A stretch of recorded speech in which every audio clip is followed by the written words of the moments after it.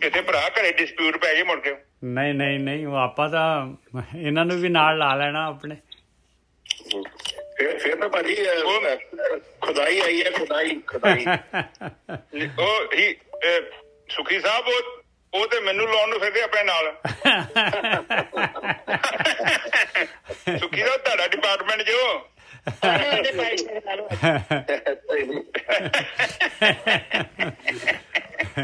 ਚਲੋ ਠੀਕ ਆ। ਹਾਂਜੀ ਵੀਰ ਜੀ, ਹੋ ਗਿਆ ਟਾਈਮ ਜੀ, ਸ਼ੁਰੂ ਕਰੋ ਕਥਾ। ਹਾਂਜੀ ਵੀਰ ਜੀ, ਅੱਜ ਆਪਾਂ ਵਾਹਿਗੁਰੂ ਜੀ ਕੀ ਫਤਿਹ ਵੀਰ ਜੀ। ਵਾਹਿਗੁਰੂ ਜੀ ਕਾ ਖਾਲਸਾ ਵਾਹਿਗੁਰੂ ਜੀ ਕਾ ਖਾਲਸਾ ਵਾਹਿਗੁਰੂ ਜੀ ਕੀ ਫਤਿਹ। ਵਾਹਿਗੁਰੂ ਜੀ ਕੀ ਫਤਿਹ ਜੀ। ਸਾਧ ਸੰਗਤ ਜੀ, ਵਾਹਿਗੁਰੂ ਜੀ ਕਾ ਖਾਲਸਾ ਵਾਹਿਗੁਰੂ ਜੀ ਕੀ ਫਤਿਹ। ਅੱਜ ਨਾ ਕਥਾ ਸ਼ੁਰੂ ਕਰਨ ਤੋਂ ਪਹਿਲਾਂ ਇੱਕ ਬੇਨਤੀ ਕਰਨਾ ਚਾਹੁੰਦਾ ਬਈ, ਆਪਣੀਆਂ 2 ਚੈਨਲਾਂ ਹੈਗੀਆਂ, ਦੋਨੋਂ ਚੈਨਲਾਂ ਜਿਹੜੀਆਂ ਹੈਗੀਆਂ ਹਾਲੇ ਸਬਸਕ੍ਰਾਈਬ ਨਹੀਂ ਕੀਤੀਆਂ। ਆਪਣੇ ਜਿੰਨੇ ਕੁ ਮੈਂਬਰ ਹੈਗੇ, ਕਿਸੇ ਨੇ ਵੀ ਬਹੁਤ ਘੱਟ ਮੈਂਬਰਾਂ ਨੇ ਸਬਸਕ੍ਰਾਈਬ ਕੀਤੀਆਂ ਹੈ।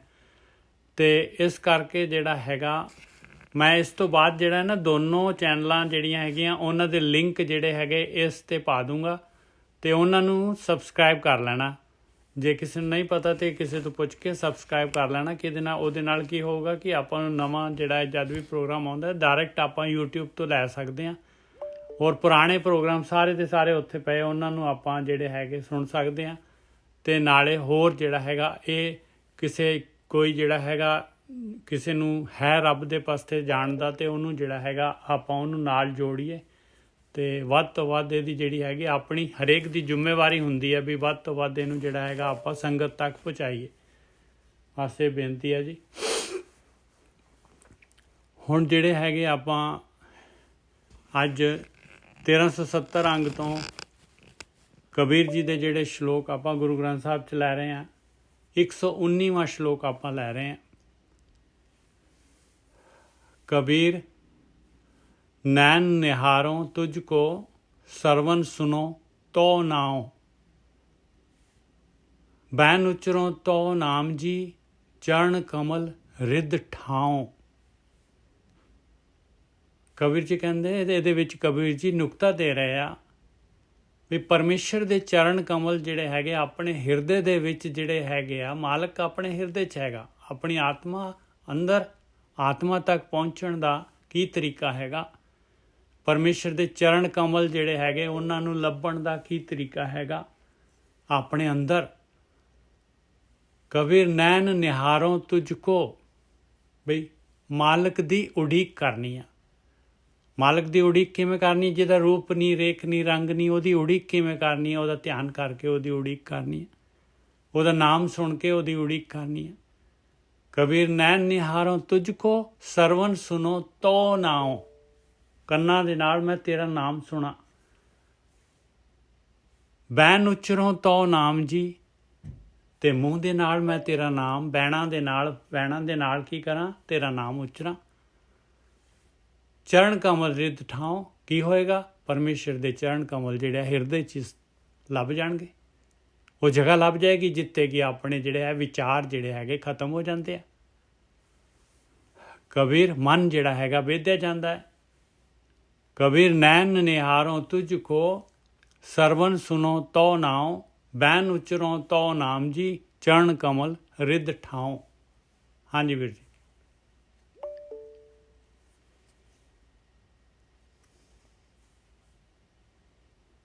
ਕਬੀਰ ਨੈਣ ਨਿਹਾਰੋ ਤੁਝ ਕੋ ਸਰਵਨ ਸੁਨੋ ਤੋ ਨਾਉ। ਇਹ ਨਾ ਜਿੱਥੇ ਵੀ ਊੜਾ ਬੰਦ ਹੁੰਦਾ ਹੈ ਉੱਥੇ ਜਿਹੜਾ ਹੈਗਾ ਆਪਣੇ ਵਾਸਤੇ ਹੁੰਦਾ ਹੈ। ਨੈਣ ਨਿਹਾਰੋ, ਮੈਂ ਨਿਹਾਰਾਂ। ਜੇ ਦੂਜੇ ਦੇ ਵਾਸਤੇ ਹੋਊਗਾ ਤੇ ਹਾਹੇ ਨਾਲ ਆਊਗਾ, ਨੈਣ ਨਿਹਾਰੋ ਹੋ ਜਾਏਗਾ। ਇੱਥੇ ਹੈਗਾ ਨੈਣ ਨਿਹਾਰੋ, ਮੈਂ ਨਿਹਾਰਾਂ, ਮਤਲਬ ਆਪਣੇ ਵਾਸਤੇ, ਆਪਣੇ ਤੇ ਲੈ ਕੇ ਕਬੀਰ ਜੀ ਕਹਿ ਰਹੇ। ਹਾਂਜੀ ਵੀਰ ਜੀ। ਸਰਵਨ ਸੁਣੋ ਤੋ ਨਾਮ। ਹੁਣ ਦੇਖੋ ਸਾਧ ਸੰਗਤ ਜੀ, ਇਹ ਪਤਾ ਕੀ ਗੱਲ ਕਰਦੇ, ਨੈਣ ਨਿਹਾਰੋ, ਇਹ ਆਮ ਦੁਨਿਆਈ ਅੱਖਾਂ ਦੀ ਗੱਲ ਨਹੀਂ ਹੋ ਰਹੀ। ਇਹ ਨੈਣ ਨਹੀਂ ਕਹਿ ਸਕਦੇ, ਇੱਕ ਅੱਖ ਤੇ ਕਿਹਾ ਹੀ ਨਹੀਂ ਜਾ ਸਕਦੀ। ਇਹ ਤੀਜੇ ਨੇਤਰ ਦੀ ਗੱਲ ਕਰਦੇ ਆ। ਜਦੋਂ ਆਪ ਆਪਣੇ ਅੰਦਰ ਸਥਿਰ ਹੋ ਜਾਂਦੇ ਜੋ, ਤੇ ਉਦੋਂ ਵੈਸੇ ਨਾਰਮਲੀ ਸਾਇੰਸ ਤੇ ਕਹਿੰਦੀ ਆ ਕਿ ਟਾਈਮ ਦੇ ਵਿੱਚ ਕੀ ਹੈ ਜਾਂ ਟਾਈਮ ਕੀ ਆ। ਆਪਾਂ ਟਾਈਮ ਤੇ ਏਦਾਂ ਮੰਨ ਲੈਂਦੇ ਆ ਕਿ ਦਿਨ ਚੜ ਗਿਆ, ਰਾਤ ਹੋ ਗਈ, ਇਹਨੂੰ ਸਮਾਂ ਕਹਿ ਦਿੰਦੇ ਆ। ਪਰ ਅਸਲ ਦੇ ਵਿੱਚ ਟਾਈਮ ਜਿਹੜਾ ਨਾ, ਉਹ ਟਾਈਮ ਇੱਕ ਅਲੱਗ ਆ। ਅਸਲ 'ਚ ਉਹ ਏਦਾਂ ਦਾ ਕੋਈ ਟਾਈਮ ਨਹੀਂ ਕਹਿੰਦੇ ਹੈਗਾ। ਟਾਈਮ ਇਹ ਆ ਕਿ ਜਿੱਦਾਂ ਆਪਾਂ ਨਾ, ਹੁਣ ਮੇਰਾ ਸਰੀਰ ਇੱਕ ਅਲੱਗ ਟਾਈਮ 'ਚ ਆ, ਨਿੱਜਰ ਸਾਹਿਬ ਦਾ ਸਰੀਰ ਇੱਕ ਅਲੱਗ ਟਾਈਮ 'ਚ ਆ। ਉਮਰ ਦੇ ਨਾਲ ਟਾਈਮ ਜਿਹੜਾ ਉਹ ਬਦਲਦਾ। ਧਰਤੀ ਇੱਕ ਅਲੱਗ ਟਾਈਮ 'ਚ ਆ। ਹਰ ਇੱਕ ਚੀਜ਼ ਅਲੱਗ ਅਲੱਗ ਟਾਈਮ 'ਚ ਆ। ਔਰ ਇਹਨਾਂ ਦੀ ਉਹ ਮਨਿਆਦ ਆ, ਉਹਦੀ ਲਿਮਿਟ ਆ, ਵੱਖ ਮਨਿਆਦ ਲਿਮਿਟ ਹੈਗੀ। ਹਾਂ, ਜਿੱਦਾਂ ਕੋਈ ਚੀਜ਼ ਚੱਲਦੀ ਆ ਟਾਈਮ 'ਚ, ਟਾਈਮ ਉਹਦੇ ਉਹ ਟਾਈਮ ਹੈ, ਉਹ ਚੀਜ਼ ਦਾ ਟਾਈਮ ਹੈ, ਨਾ ਕਿ ਟਾਈਮ ਕੋਈ ਵੱਖਰੀ ਚੀਜ਼ ਹੈ। ਹੁਣ ਇੱਥੇ ਅਕਾਲ ਦੀ ਗੱਲ ਕਰਦੇ ਆ। ਅਕਾਲ ਇਹ ਨੈਣ ਨਿਹਾਰੋ ਦਾ ਮਤਲਬ ਇਹੋ ਹੀ ਆ ਕਿ ਜਦੋਂ ਤੁਸੀਂ ਸਮਾਧੀ ਲੀਨ ਹੋ ਜਾਂਦੇ ਜੋ, ਤੇ ਤੁਸੀਂ ਉਦੋਂ ਉਸ ਅਕਾਲ ਸ਼ਕਤੀ ਨੂੰ ਦੇਖਦੇ ਜੋ, ਜਿਹਦੇ ਅੰਦਰ ਹੈ ਸਾਰਾ ਕੁਝ। ਔਰ ਉਹ ਸਥਿਰ ਤੱਤ ਆ, ਉਹ ਸਮਝ ਤੋਂ ਪਰੇ ਜਾਣਨ। ਹਾਂ, ਸਮਾਂ ਨਹੀਂ ਹੈਗਾ ਉੱਥੇ। ਹਾਂ, ਔਰ ਉੱਥੇ ਅਨਮਨੀ ਅਵਸਥਾ ਹੀ ਉਸ ਨੂੰ ਅਨੁਭਵ ਕਰਦੀ ਹੈ। ਉੱਥੇ ਮਨ ਵੀ ਜਦੋਂ ਅਕਿਰਿਆ ਅਵਸਥਾ 'ਚ ਹੁੰਦਾ ਹੈ, ਉਸ ਤੋਂ ਬਾਅਦ ਹੀ ਉਸ ਸ਼ਕਤੀ ਨੂੰ ਅਨੁਭਵ ਕਰਦਾ ਹੈ। ਕਬੀਰ ਜੀ ਕਹਿੰਦੇ ਤੁਕ ਦਮ ਕਰਾਰੀ ਜੋ ਕਰੇ ਹਾਜ਼ਰ ਹਜ਼ੂਰ ਖੁਦਾਏ, ਤੇ ਹਾਜ਼ਰਾ ਹਜ਼ੂਰ ਖੁਦਾਏ। ਤੇ ਜਦੋਂ ਤੁਸੀਂ ਆਪਣੇ ਮਨ ਨੂੰ ਇੱਕ ਤੁਕ ਵੀ ਲਈ ਵੀ, ਇੱਕ ਛਣ ਦੇ ਲਈ ਵੀ ਰੋਕ ਲੈਂਦੇ ਜੋ, ਤੇ ਤੁਹਾਨੂੰ ਕਿਹਦੇ ਦਰਸ਼ਨ ਹੁੰਦੇ ਨੇ? ਖੁਦਾ ਦੇ। ਖੁਦਾ ਦਾ ਮਤਲਬ ਪਰਮਾਤਮਾ। ਪਰਮਾਤਮਾ ਦਾ ਮਤਲਬ ਇੱਥੇ ਆਤਮਾ ਹੀ ਹੈ।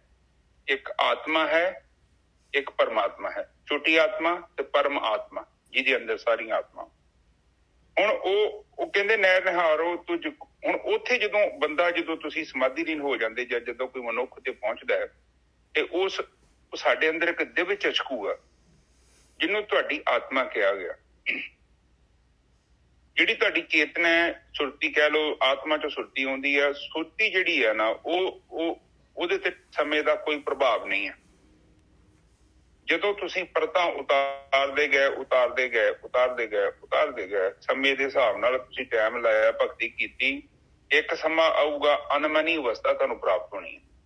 ਉਸ ਅਨਮਨੀ ਅਵਸਥਾ 'ਚ ਤੁਸੀਂ ਵੇਖੋਗੇ ਉਸ ਅਕਾਲ ਰੂਪ ਨੂੰ। ਠੀਕ ਹੈ, ਉਸ ਅਕਾਲ ਰੂਪ ਨੂੰ ਜਦੋਂ ਤੁਸੀਂ ਦੇਖਿਆ ਨਾ, ਕਿ ਉਦੋਂ ਤੁਹਾਡਾ ਮਨ ਜਿਹੜਾ ਉਹ ਸਥਿਰ ਅਵਸਥਾ 'ਚ ਹੋਵੇਗਾ, ਇੱਕਦਮ ਸ਼ਾਂਤ। ਮਨ ਜਿੰਨਾ ਬਾਹਰ ਮੁਖੀ ਹੁੰਦਾ ਨਾ, ਤੁਸੀਂ ਉਨੇ ਜ਼ਿਆਦਾ ਅਸ਼ਾਂਤ ਹੋ ਜਾਓਗੇ। ਹੁਣ ਦੇਖੋ, ਇੱਕ ਬੰਦਾ ਬਹੁਤ ਅਮੀਰ ਹੁੰਦਾ ਨਾ, ਉਹ ਫਿਰ ਰੇਸ 'ਚ ਲੱਗਦਾ, ਫਿਰ ਹੋਰ ਉਹਦਾ ਮਨ ਦਾ ਘੋੜਾ ਓਨਾ ਹੀ ਦੌੜਦਾ। ਸਧਾਰਨ ਬੰਦੇ ਜਿਹੜੇ ਹੁੰਦੇ ਆ, ਉਹਨਾਂ ਦੀਆਂ ਜ਼ਿਆਦੀਆਂ ਰਿਕੁਆਇਰਮੈਂਟਾਂ ਨਹੀਂ ਹੁੰਦੀਆਂ, ਤੇ ਥੋੜਾ ਜਿਹਾ ਸਿਸਟਮ ਚੱਲਦਾ ਹੈ, ਉਹਨਾਂ ਦਾ ਮਨ ਓਨਾ ਅਸ਼ਾਂਤ ਨਹੀਂ ਹੋਵੇਗਾ ਜਿੰਨਾ ਇੱਕ ਅਮੀਰ ਆਦਮੀ ਦਾ। ਮਨ ਨੂੰ ਸ਼ਾਂਤ ਕਰਨ ਦਾ ਜਿਹੜਾ ਵਿਧੀ ਹੈ, ਉਹ ਵਿਧੀ ਤੇ ਹੋਈ ਹੈ ਧਿਆਨ ਸਿਮਰਨ। ਜਦੋਂ ਮਨ ਸਥਿਰ ਹੋ ਜਾਂਦਾ ਹੈ ਨਾ, ਉਸ ਨੂੰ ਹੀ ਧਿਆਨ ਕਿਹਾ ਗਿਆ ਹੈ। ਉਹਨਾਂ ਚਿਰ ਤੱਕ ਧਿਆਨ ਨਹੀਂ ਹੈ। ਧਿਆਨ ਦਾ ਮਤਲਬ ਜਦੋਂ ਮਨ ਸਥਿਰ ਹੋ ਗਿਆ। ਮਨ ਕਿੱਥੇ ਸਥਿਰ ਹੋ ਗਿਆ? ਜਦੋਂ ਮਨ ਦੀ ਜਿਹੜੀ ਚੰਚਲਤਾ ਆਪਣੇ ਆਪ 'ਚ ਲੀਨ ਹੋ ਗਈ, ਜਿਹਨੂੰ ਬਾਣੀ 'ਚ ਸਵੈ ਅਸਤ ਕਹਿੰਦੇ ਆ। ਇਹ ਉਸ ਦੀ ਗੱਲ ਕਰਦੇ। ਠੀਕ ਹੈ, ਸਰਵਣ ਸੁਣੋ ਤੋ ਨਾ। ਤੇ ਉਸ ਵਕਤਾ ਦੇ ਵਿੱਚ ਤੁਸੀਂ ਜਿਹਨੂੰ ਸੁਣਦੇ ਜੋ, ਜਿਹਨੂੰ ਦੇਖਦੇ ਜੋ, ਉਹੀ ਪਰਮਾਤਮਾ ਹੈ। ਹਾਂਜੀ ਨਿਜਰ ਸਾਹਿਬ, ਅੱਗੇ ਚਲੀਏ। ਹਾਂਜੀ, ਚਰਨ ਕਮਲ ਰਿਦ ਠਾਉ, ਉਹਦਾ ਟਿਕਾਣਾ ਜਿਹੜਾ ਹਿਰਦੇ 'ਚ ਸਥਾਪਿਤ ਹੋ ਜਾਂਦਾ ਹੈ, ਉਹਦੇ ਚਰਨ ਕਮਲ ਮਾਲਕ ਪਰਮਾਤਮਾ ਦੇ। ਕभी ਤੁਸੀਂ ਇਹਨੂੰ ਦੇਖੋਗੇ ਕਿ ਉਸ ਸ਼ਕਤੀ ਨੇ ਜਦੋਂ ਤੁਸੀਂ ਉਦੋਂ ਆਪਣੇ ਅੰਤਰਾਕਰਨ 'ਚ ਪਹੁੰਚਣਾ ਨਿਜਰ ਸਾਹਿਬ, ਫਿਰ ਉਸ ਸਮੇਂ ਤੁਸੀਂ ਦੇਖੋਗੇ ਇੱਕ ਗੈਬੀ ਸ਼ਕਤੀ ਹੈ ਜਿਹਨੇ ਤੁਹਾਨੂੰ ਘੇਰਿਆ ਹੋਇਆ। ਸਧਾਰਨ ਤੌਰ ਤੇ ਉਹੀ ਸਤਾ ਵਾ, ਉਹੀ ਚੇਤਨ ਹੈ ਅਸੀਂ, ਪਰ ਅਸੀਂ ਉਸ ਚੇਤਨ ਨੂੰ ਭੁੱਲ ਜਾਂਦੇ ਹਾਂ। ਕਿਉਂਕਿ ਹੌਲੀ ਕਰਕੇ ਕੋਈ ਚੀਜ਼ ਤੁਹਾਡੀ ਕੀਮਤੀ ਹੋਵੇ, ਰੋਜ਼ ਜਿਹੜੀ ਘਟਾ ਪਈ ਜਾਵੇ। ਤੁਹਾਡੇ ਘਰ 'ਚ ਹੀ ਵੇਖ ਲਓ, ਤੁਸੀਂ 2-4 ਮਹੀਨੇ ਨਾਲ ਸਫਾਈ ਕਰੋ, ਕਿੰਨਾ ਗੰਦ ਮੱਚ ਜਾਂਦਾ ਹੈ। ਤੇ ਜਦੋਂ ਅਨੰਤ ਜਨਮ ਤੋਂ ਬੰਦਾ ਇਸ ਚੀਜ਼ ਵੱਲ ਧਿਆਨ ਨਹੀਂ ਦਿੰਦਾ, ਤਾਂ ਫਿਰ ਕੀ ਹੁੰਦਾ ਕਿ ਬਹੁਤ ਧੂਲ ਮਿੱਟੀ ਜਮ ਜਾਂਦੀ ਹੈ। ਉਹਨੂੰ ਕਾਰਨ ਸਰੀਰ ਕਹਿ ਦਿੰਦੇ ਆ। ਜਦੋਂ ਤੁਸੀਂ ਭਗਤੀ ਕਰਦੇ ਜੋ, ਹੌਲੀ ਕਰਕੇ ਇਹ ਦਰਵਾਜ਼ਾ ਮੋਖਲਾ ਹੋ ਜਾਂਦਾ ਹੈ, ਤੇ ਸਹਿਜੇ ਆਓ ਜਾਓ। ਫਿਰ ਤੁਸੀਂ ਆਤਮਾ ਨੂੰ ਬਹੁਤ ਛੇਤੀ ਅਨੁਭਵ ਕਰ ਸਕਦੇ ਜੋ। ਔਰ ਇੱਕ ਸਮਾਂ ਆਊਗਾ ਜਦੋਂ ਤੁਹਾਨੂੰ ਸਹਿ ਸਮਾਧੀ ਪ੍ਰਾਪਤ ਹੋ ਗਈ ਤੇ ਫਿਰ ਅੱਖਾਂ ਬੰਦ ਕਰੋ ਚ ਭਾਵੇਂ ਖੋਲੋ, ਉਸ ਕੋਈ ਫਰਕ ਨਹੀਂ ਪੈਂਦਾ। ਹਾਂਜੀ ਨਿਜਾ ਸਾਹਿਬ। कबीर सुर्ग नरक ते मैं रहो सतगुर के प्रसाद, चरण कमल की मौज में रहो अंत और आद। ਜਦ ਮਨ ਜਿਹੜਾ ਹੈਗਾ ਸਥਿਰ ਹੋ ਜਾਂਦਾ ਹੈ, ਚਰਨ ਸਥਾਪਿਤ ਹੋ ਜਾਂਦੇ ਹਿਰਦੇ ਦੇ ਵਿੱਚ, ਤੇ ਉਹਦੀ ਮੌਜ ਦੇ ਵਿੱਚ ਫਿਰ ਜਿਹੜਾ ਹੈਗਾ ਕਬੀਰ ਜੀ ਕਹਿੰਦੇ ਆ ਰਹੋ ਅੰਤ ਔਰ ਆਜ। ਬਸ ਸਮਾਂ ਜਿਹੜਾ ਹੈਗਾ ਪਾਸੇ ਹੋ ਜਾਂਦਾ, ਫਿਰ ਜਨਮ ਮਰਨ ਦਾ ਗੇੜਾ ਖਤਮ ਹੋ ਜਾਂਦਾ ਹੈ, ਕਿਉਂਕਿ ਉਹ ਮਾਲਕ ਪਰਮਾਤਮਾ ਜਿਹੜਾ ਹੈਗਾ ਸਮੇਂ ਤੋਂ ਪਰੇ ਹੈਗਾ, ਅਬਿਨਾਸੀ ਹੈਗਾ, ਹਮੇਸ਼ਾ ਰਹਿਣ ਵਾਲਾ ਹੈ। ਤੇ ਅਭਿਆਸੀ ਵੀ ਜਿਹੜਾ ਹੈਗਾ ਆਤਮ ਤੱਤ 'ਚ ਲੀਨ ਹੋ ਜਾਂਦਾ ਹੈ, ਔਰ ਇਹ ਵੀ ਹਮੇਸ਼ਾ ਵਾਸਤੇ ਜਿਹੜਾ ਹੈਗਾ ਮਾਲਕ ਪਰਮਾਤਮਾ ਵਰਗਾ ਹੀ ਹੋ ਜਾਂਦਾ ਹੈ। ਕਬੀਰ ਸੁਰਗ ਨਰਕ ਤੇ ਮੈਂ ਰਹਿਓ। ਬਸ ਹੁਣ ਜਿਹੜਾ ਆਤਮ ਤੱਤ 'ਚ ਲੀਨ ਹੋ ਗਿਆ ਤੇ ਕਹਿੰਦੇ ਹੁਣ ਤਾਂ ਮੈਂ ਨਾ ਤਾਂ ਮੈਨੂੰ ਸਵਰਗ ਦੀ ਲੋੜ ਆ। ਸਵਰਗ ਦਾ ਮਤਲਬ ਆ ਵੀ ਦੁਨੀਆ ਦੇ ਵਿੱਚ ਜਿਹੜਾ ਹੈਗਾ ਰਾਜਾ ਬਣ ਗਿਆ, ਬਹੁਤ ਪਾਵਰ ਆ ਗਈ, ਸਵਰਗ ਹੋ ਗਿਆ ਭਾਈ, ਸਾਰੇ ਸੁੱਖ ਅਵੇਲੇਬਲ ਹੋ ਗਏ। ਨਰਕ ਕੀ ਹੈਗਾ? ਜੂਨਾਂ ਦੇ ਵਿੱਚ ਚਲਾ ਗਿਆ, ਵਾਪਸ ਜੂਨਾਂ ਦੇ ਵਿੱਚ, ਵਾਪਸ 84 ਲੱਖ ਜੂਨਾਂ ਦੇ ਵਿੱਚ ਉਹ ਨਰਕ ਹੈਗਾ ਸਾਰਾ ਦਾ ਸਾਰਾ ਆਪਣੇ ਸਾਹਮਣੇ ਹੈਗਾ। ਆਤਮਾ ਤਾਂ ਜੀਵ ਤਾਂ ਉਹੀ ਹੈਗਾ ਜਿਹੜਾ ਹੈਗਾ। ਕਹਿੰਦੇ ਭਾਈ ਇਹ ਸਵਰਗ ਨਹੀਂ ਚਾਹੀਦਾ, ਕਹਿੰਦੇ ਤਪੋ ਰਾਜੰ, ਫਿਰ ਰਾਜ ਤੋਂ ਫਿਰ ਨਰਕੰ, ਫਿਰ ਨਰਕ। ਕਹਿੰਦੇ ਇਹ ਨਹੀਂ ਚਾਹੀਦਾ ਭਾਈ ਸਵਰਗ ਨਰਕ, ਮੈਂ ਤਾਂ ਕਹਿੰਦੇ ਰਹਿ ਗਿਆ ਤੇ ਤੋਂ ਇਹ ਖਤਮ ਹੋ ਗਿਆ ਜੂਨਾਂ ਦਾ ਜਿਹੜਾ ਹੈਗਾ ਮੇਰਾ ਜਿਹੜਾ ਹੈਗਾ ਇਹ ਸੁੱਖ ਤੇ ਦੁੱਖ ਜਿਹੜਾ ਹੈਗਾ ਇਹ ਸਤਿਗੁਰੂ ਦੇ ਕੀ ਪ੍ਰਸਾਦ ਦੇ ਨਾਲ, ਮੇਰੇ ਗੁਰੂ ਦੀ ਮੱਤ ਦੇ ਦੁਆਰਾ, ਮੇਰੇ ਗੁਰੂ ਦੀ ਜਿਹੜੀ ਹੈਗੀ ਆ ਗਾਈਡੈਂਸ ਦੇ ਦੁਆਰਾ ਮੈਂ ਜਿਹੜਾ ਹੈਗਾ ਇਸ ਤੋਂ, ਇਸ ਸਾਈਕਲ ਤੋਂ, ਇਹ ਜਨਮ ਮਰਨ ਦੇ, ਇਹ ਸੁਰਗ ਨਰਕ ਦੇ ਸਾਈਕਲ ਤੋਂ ਮੈਂ ਮੁਕਤੀ ਪਾ ਲਈ, ਦੁੱਖਾਂ ਸੁੱਖਾਂ ਤੋਂ। ਹੁਣ ਤਾਂ ਪਰਮੇਸ਼ਰ ਦੇ ਸੋਹਣੇ ਚਰਨ ਕਮਲ ਜਿਹੜੇ ਹੈਗੇ ਉਹਦੀ ਮੌਜ ਆ, ਅੰਮ੍ਰਿਤ ਰਸ ਹੈਗਾ, ਉਹਦੇ ਵਿੱਚ ਹੀ ਜਿਹੜਾ ਹੈਗਾ ਮੈਂ ਲੀਨ ਰਹਿਣਾ ਹੈ। ਮੇਰਾ ਮਨ ਦੁਨੀਆ ਦੇ ਵਿੱਚ ਰਹਿੰਦੇ ਹੋਏ ਮੈਂ ਹਾਲੇ ਦੁਨੀਆ 'ਚ ਹੈਗਾ, ਪਰ ਜਿਹੜਾ ਹੈਗਾ ਦੁਨੀਆ ਤੋਂ ਅਟੰਕ ਹੈਗਾ। ਹਾਂਜੀ ਵੀਰ ਜੀ।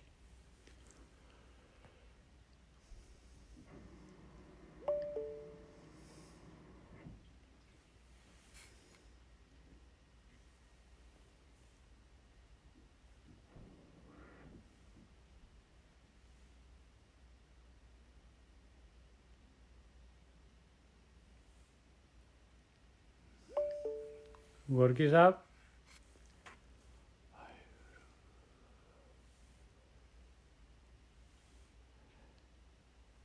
कबीर ਕਰ ਲਿਆ ਜੀ ਇਹਨਾਂ ਨੇ ਆਪਣਾ। ਹਾਂਜੀ ਹਾਂਜੀ, ਉਹ ਤਾਂ ਮੈਂ ਵੀ ਦੇਖ ਰਿਹਾ ਹਾਂ, ਮੈਂ ਤਾਂ ਹੀ ਆਵਾਜ਼ ਮਾਰ ਰਿਹਾ। कबीर सुर्ग नरक ते मैं रहो सतगुर के प्रसाद, चरण कमल की मौज में रहो अंत और आज। ਕਹਿੰਦੇ ਮੈਂ ਚਰਨ ਕਮਲ ਦੀ ਮੌਜ ਦੇ ਵਿੱਚ ਜਿਹੜਾ ਹੈਗਾ ਹਮੇਸ਼ਾ ਜਿਹੜਾ ਹੈਗਾ ਹੁਣ ਜਿਹੜਾ ਹੈਗਾ ਲੀਨ ਰਹਿਣਾ ਹੈ, ਸਮੇਂ ਤੋਂ ਪਰੇ, ਸਰੀਰ ਹੁੰਦੇ ਹੋਏ ਵੀ। ਮੇਰੇ ਗੁਰੂ ਦੇ ਪ੍ਰਸਾਦ ਦੇ ਨਾਲ ਮੈਂ ਜਨਮ ਮਰਨ ਦੇ ਗੇੜ 'ਚੋਂ ਮੁਕਤ ਹੋ ਗਿਆ। ਮੈਂ ਜਿਹੜਾ ਹੈਗਾ ਇਹ ਸੁੱਖਾਂ ਔਰ ਦੁੱਖਾਂ, ਸੁੱਖ ਉੱਚੀ ਜਿਹੜੀ ਹੈਗੀ ਸਵਰਗ ਤੋਂ ਤੇ ਨਰਕ ਤੋਂ, ਦੋਨਾਂ ਤੋਂ ਪਾਸੇ ਹੋ ਗਿਆ। ਇਹ ਸਾਈਕਲ ਜਿਹੜਾ ਹੈਗਾ ਮੇਰਾ ਜਿਹੜਾ ਹੈਗਾ ਕੱਟਿਆ ਗਿਆ। ਹਾਂਜੀ ਗੋਰਕੀ ਸਾਹਿਬ।